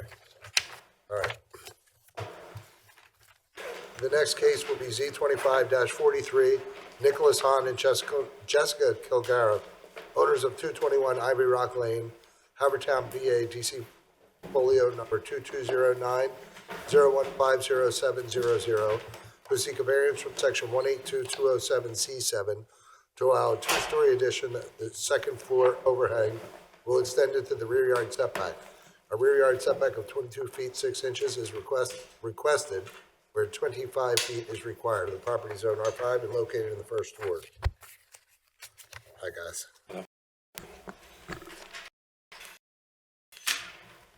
And what's your name?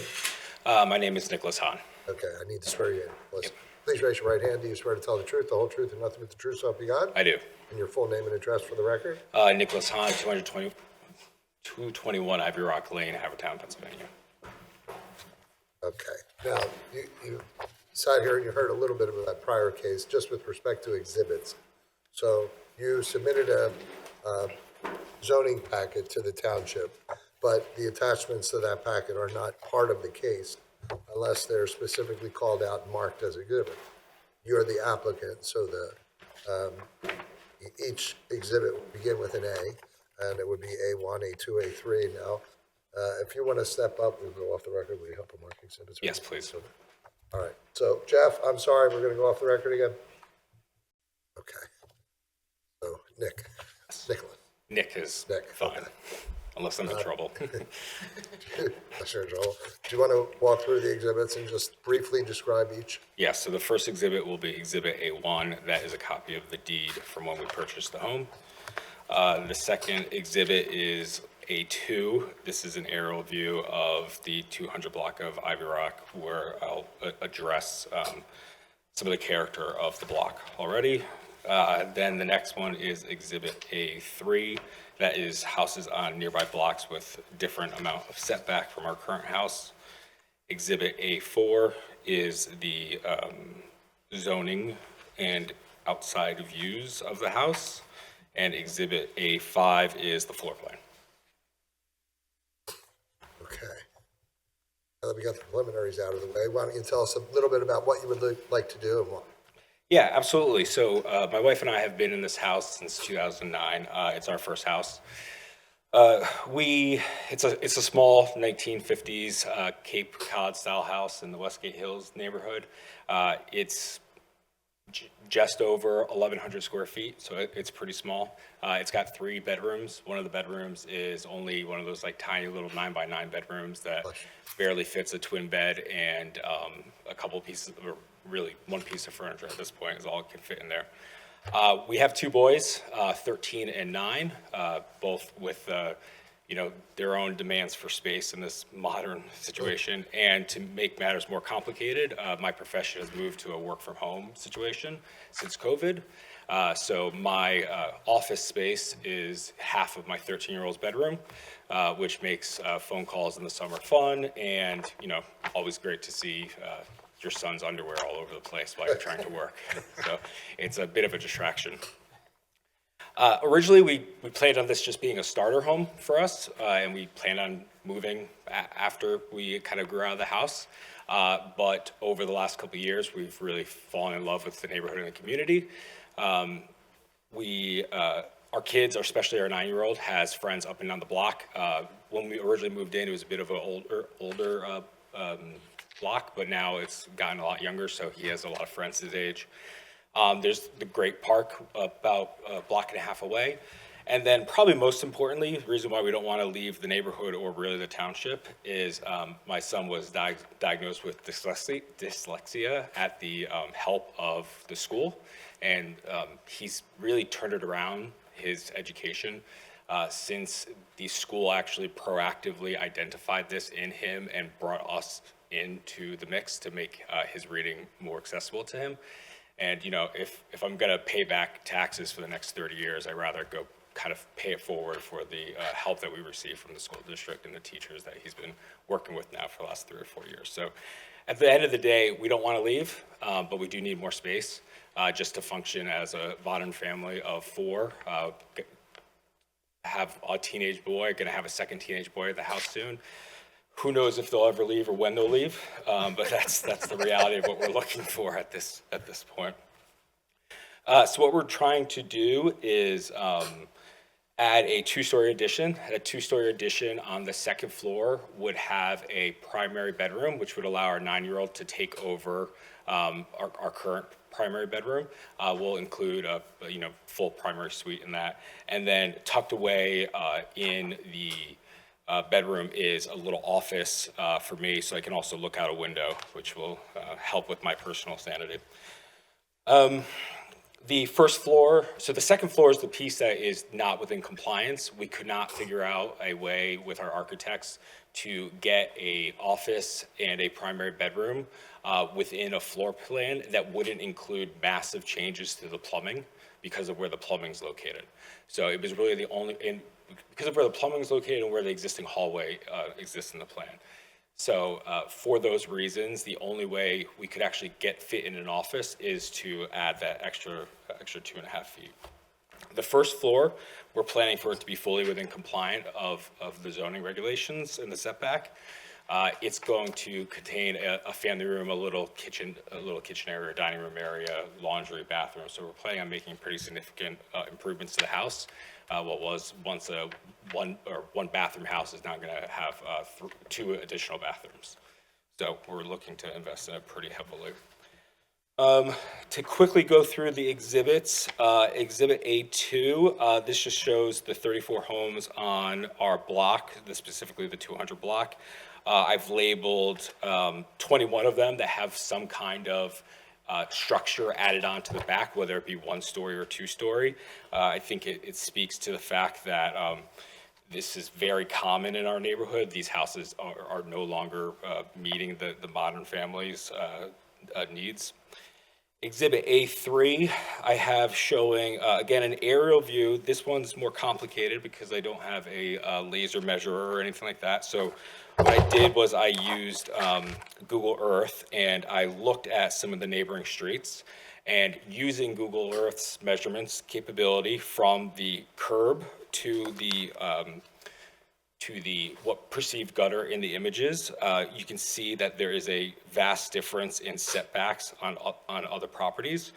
So our house is kind of set back more than others of our neighboring streets in our neighborhood. The other houses at our similar area in the neighborhood are set back more of a 50-50 mix. Exhibit 4 has the zoning details and thus creating a smaller backyard for you to begin with. Yes. And an unusual circumstance because your house is set back further than the neighbors. Yes, sorry, exactly. That is the challenge. Keep going. Yep, thank you. So Exhibit 4A, the image on the top left, which I have a digital version if that would help, but if it's fine in front of you also. So that would that shows the setback in the property.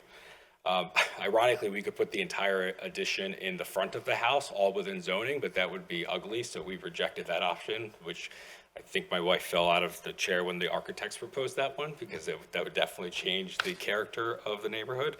But so we're going to put it in the back, and then there's the side section views of the house in the bottom right that show how we'll have the slight overhang for only the second floor. We don't intend to intrude on the setback for the first floor, because again, it's not part of what we minimally need for what we're trying to achieve.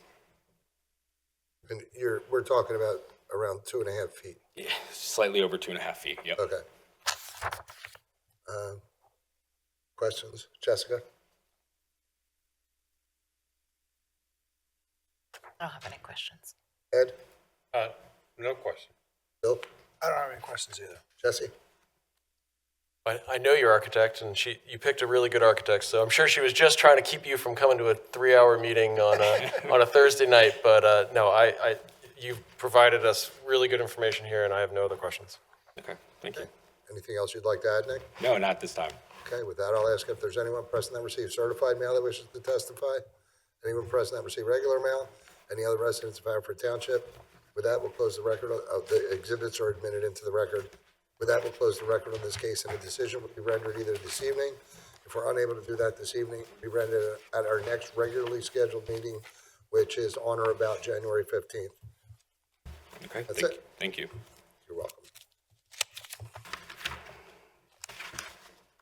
You don't play in the car wash backyard or anything, right? No, but it does seem. Your neighbors would kill you anyway. Thank you. I don't have the house next door.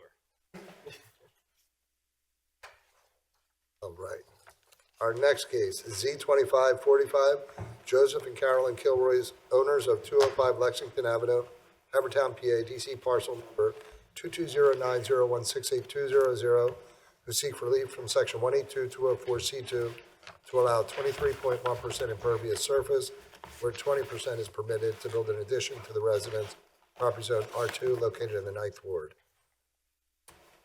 You guys?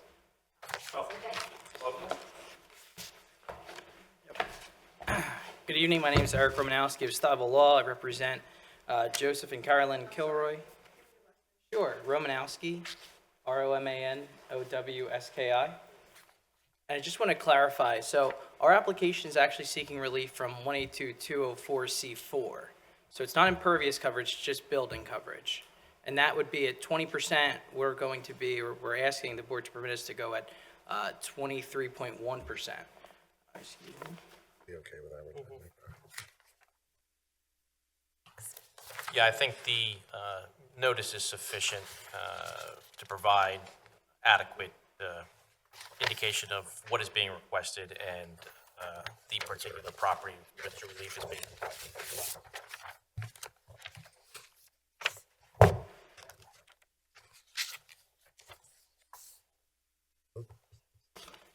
So tonight you're going to be hearing from Mrs. Kilroy and as well as Chad Perdelli, who's going to be helping with the construction of what we're proposing as the addition if the board were to grant the variance we're seeking.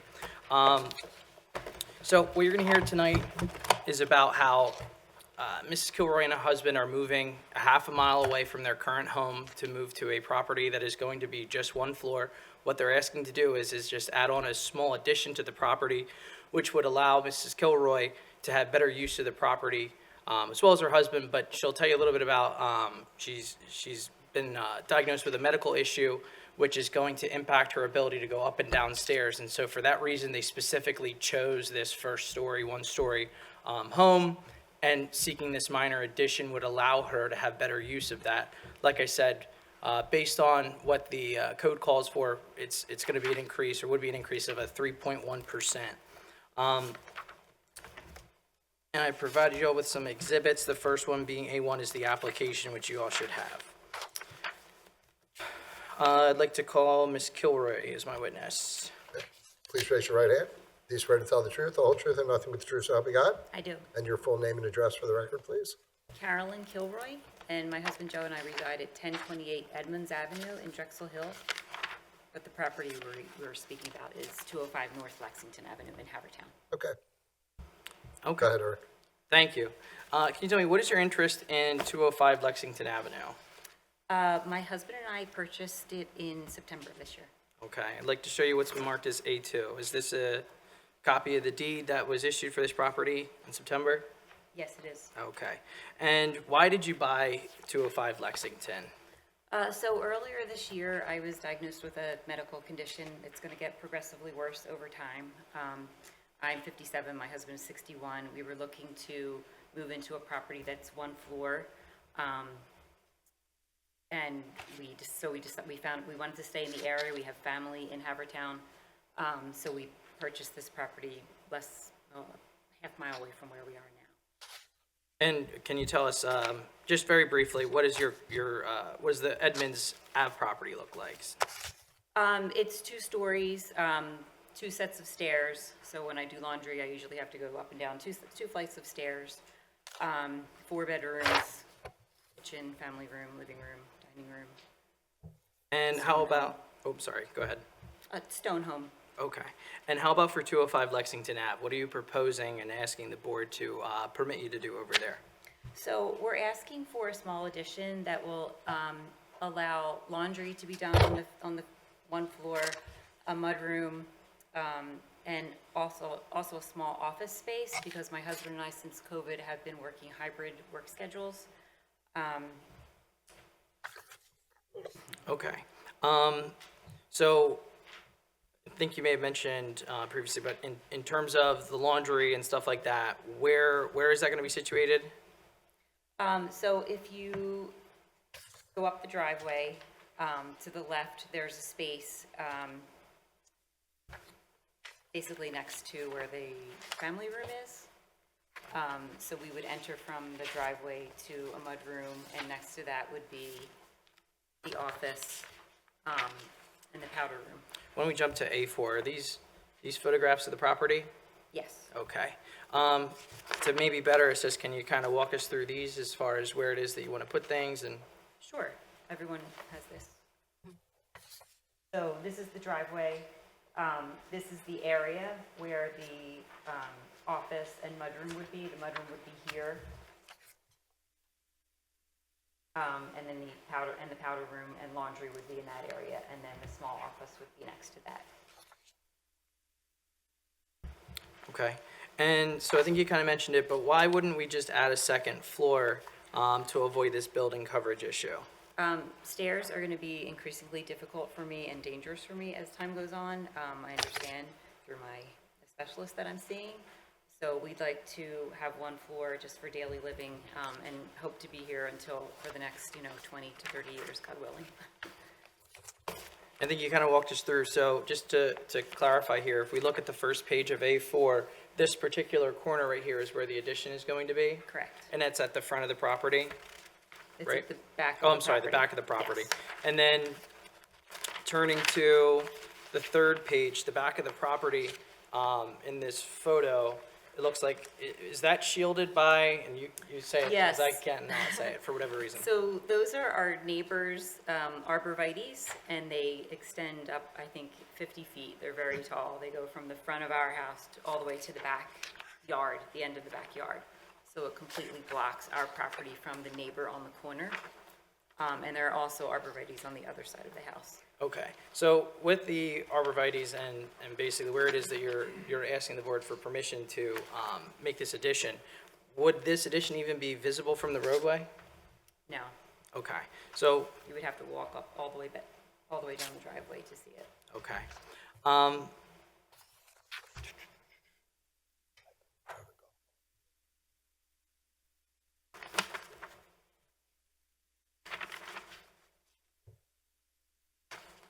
Okay, and are you proposing any modifications to the exterior of the property? Yes, we would do windows, siding. Okay. As far as the addition, but are you gonna change the rest of the property itself as far as the exterior goes? No, the front is all stone. We would keep that as is. Okay. And then, did you engage a builder for this property, or We for this did, project? Yes. Who? Chad Fridelli. Okay. And I guess I'd like to add that we did speak with our neighbors about the change. We told them our plans, and they both signed letters in support. which you should have. And that's Exhibit A5, correct, Eric? Yes. And Two those, letters from the adjacent neighbors, Yes. right? Yeah. Okay. And some of the aspects of the project that you want to do, is that depicted here in A3?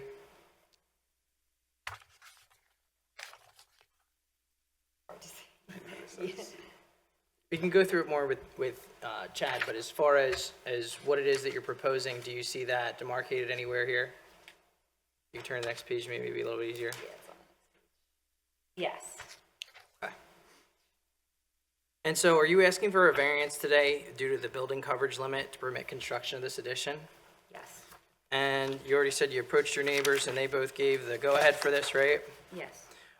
Which of the neighbors from A5 is located, the arborvitae's, right? 201 North Lexington, the McCulloughs. Okay. Okay. Other than nothing further for this witness. Okay, questions? Jessica? I don't have any questions. Ed?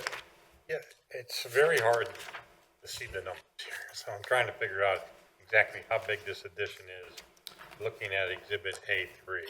So if I were to go down the line for you here, so as far as what's from left to right, well, let's first start in the first column. I have lot size, the required is 10,125, the existing is 13,442. That would not change. Building coverage, 20% max. It's currently at 19.5%, which is 2,642 square feet.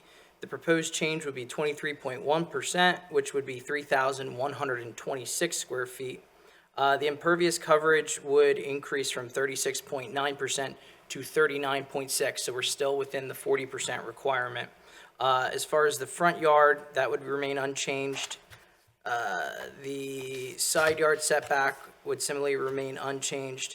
Same thing with rear yard setback and building height, all of those remaining the same. So really, again, the only real change here would be the building coverage. Everything else would remain compliant.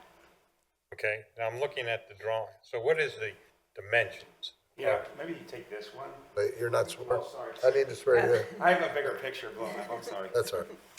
All right, do you want him sworn? I would, yes, Please please. raise your right hand. Do you swear to tell the truth, the whole truth, and nothing but the truth, so help you God? Yes. And your full name and address for the record, please? Chad Bradelli, 3018 Darby Road, Ardmore, PA, 19003. Pradelli. And my address is 3018 Darby Road, Ardmore, PA, 19003. All right. What was that you wanted to add, Chad? I just have a bigger picture that you could probably see. So the mudroom is essentially 14 by 8. Eric, do you want to mark this as an exhibit before Yeah. Chad refers to it? Yeah, why don't we mark this as And A6? the office is essentially 14 by 21. So the overall dimensions of this little square Yes. is what? Well, it's not a perfect square, but if I gave it to you, I would tell you it's essentially 21 by 21 minus a 7 by 8 section. And it's smaller than the garage. Is the garage a one-car garage or a two-car garage? It's a 2-car garage. You got a two-car garage. It's a little smaller than a two-car garage. It looks like it extends into the paved area. No, it actually stops short of the paved area and still allows a little bit of landscaping because as you can see, if you can see on this plan, the window on that one picture, it remains. So it's inside of that window. But essentially, it doesn't go all the way to the garage. Now, on the far end of the backyard, it does I go to need the A6. driveway. You will. Do I hand it? You don't have to have extra copies with you, do you? Yeah, this is real tough for me. It's the only copy, Ernie, so you, You look right. Okay. Yeah, so you would still have room for 2 off-street parking spots, even though you're encroaching into the, Yeah, because we're not going into the driveway. it looks like it on the drawing, that's why I'm, It's actually not. I mean, it kind of looks like that, but it's actually going to still be a sliver, you know, several feet of grass right there because we're keeping that one window. If you look at exhibit, I give you exhibit, I mean, a portion of it is, but if you see this, Why don't we just hold on really quick, just so we kind of, yeah, let's just really quick if we could. So Chad, why don't you introduce yourself as far as your background, just so we kind of know who we're talking to. my name's Chad Pradelli. I've been a general contractor since 2012. I have a home improvement contractor's license in PA, New Jersey, and a new home builder license in New Jersey as well. Okay, so you go back. So as far as what you're showing with the photos, Yeah, so if you look at this picture right here, right here, the just for the record, we're pointing to the front page. this window remains, so A4. almost where these A4. electric services, it extends out this way to about this corner right here, and it squares off the house. But it's not full, so kind of look at. Where's the bigger one? A6. Yeah, but that doesn't show me. Chad, can the you step driveway. back? Yeah, Chad, step back. Chad, step That's back a okay. little bit so I can kind of, so were you able to go off the record really quick? Yep. Go off the record, Jeff. Back. Okay, Chad, so we're talking about, where are we? We're on the first page of A4, right? Yeah, first page of A4. Okay. You basically take, Let Eric ask you a question. So, looking at specifically this yard area, how is this going to work as far as building on the addition? What part, I believe, we had a question about whether or not it's going to overlap with the, I'm sorry, what exactly was it? garage, The garage, yes. driveway. Driveway, I'm sorry, yeah. So essentially, if I could put it in the simplest terms, that stone pad outside of that door is basically going to be the mudroom, if you're looking at A4. Of A4. And then it's going to extend out on the left edge of the stone patio and then come to basically the electrical box. That would be the new bedroom. Office. Okay, I'm looking at A3, and help me, and this is the plot plan. That's the thing I'm concerned about. And it shows the edge of the driveway, like a little turnaround next to the garage. Is there a turnaround there, or is that not shown correctly? It is, but the turnaround happens past that. But your building on A3 extends into that paved area. Well, again, if I. You can look at the drawing I have on A3, I can, right here. You can see that corner of the building is in the paved area, I according don't to. know if his picture's right, so the other picture is here. I'm gonna, if I was gonna show it here, you see how the mudroom is inset from this coming further out? Because this does come out, this section of this office does come out further, it comes out to here. I don't know if his plot plan is exact, but the driveway actually starts turning here. Chad, why don't we mark that as best we can to kind of point out what exactly we're talking about, so that way we, again, have that for the record. You want to use this one? Yeah, this is hard to see, I know. For the record, we were discussing A6. So if you took this, see this driveway.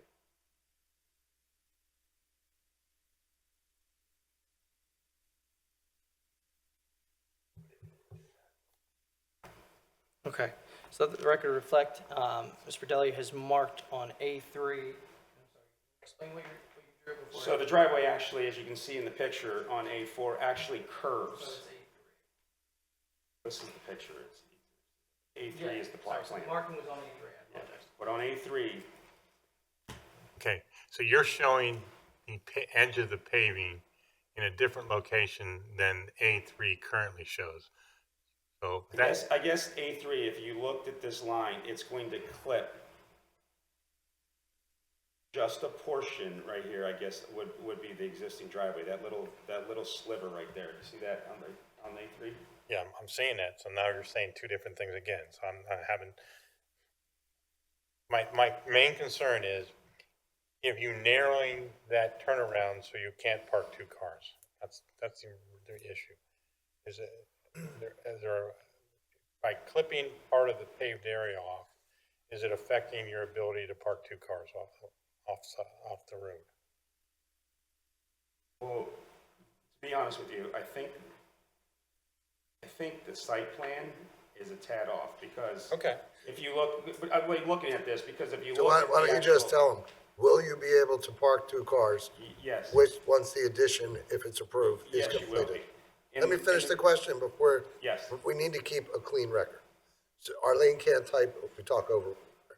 So it's a real straightforward question. Will you be able to park two cars off-street after the addition is constructed? Yes. Okay. That's it. And just to clarify, there's a garage with this property? 2-car. Two-car garage, okay. So there wouldn't be parking necessarily, this may be a question more for you, Ms. Kilroy, but there's not going to be parking in the driveway, it would be in the garage? Probably one car in the garage. Okay. There's plenty of room for 2 cars if we didn't use the garage. Perfect. Okay, so going back to Mr. Verdelli. Can you tell me, what is your relationship to Mr. and Mrs. Kilroy? They're friends, Wayne. Okay. And then, can you give us a general description of the property? I mean, you've kind of gone through the plot plan, but any additional features that the board needs to know about as far as this project goes? It's a single-family square ranch. Okay. And then, I think you said that the addition's going to be a, what is it, a bedroom / office? Right? Office. Okay. Office mudroom. Office mudroom. And in order to do that, do the Kilroys need any relief from the zoning hearing board tonight? Yes, they need building coverage. Okay. And assuming that the addition is constructed, will the property conform to all other requirements, including yard setbacks and impervious coverage? Yep. Okay. As far as the other homes in the area, would this be a substantially different makeup or general layout of all the other properties in the area? No. Okay. As far as, so would you say that the other properties in the area have similarly been expanded in this particular area? Some, yes. Okay. If granted relief in this form of variance, do any of the other areas in bulk do any of the area and bulk variances in any manner adversely affect public health, safety, or welfare? No. Okay.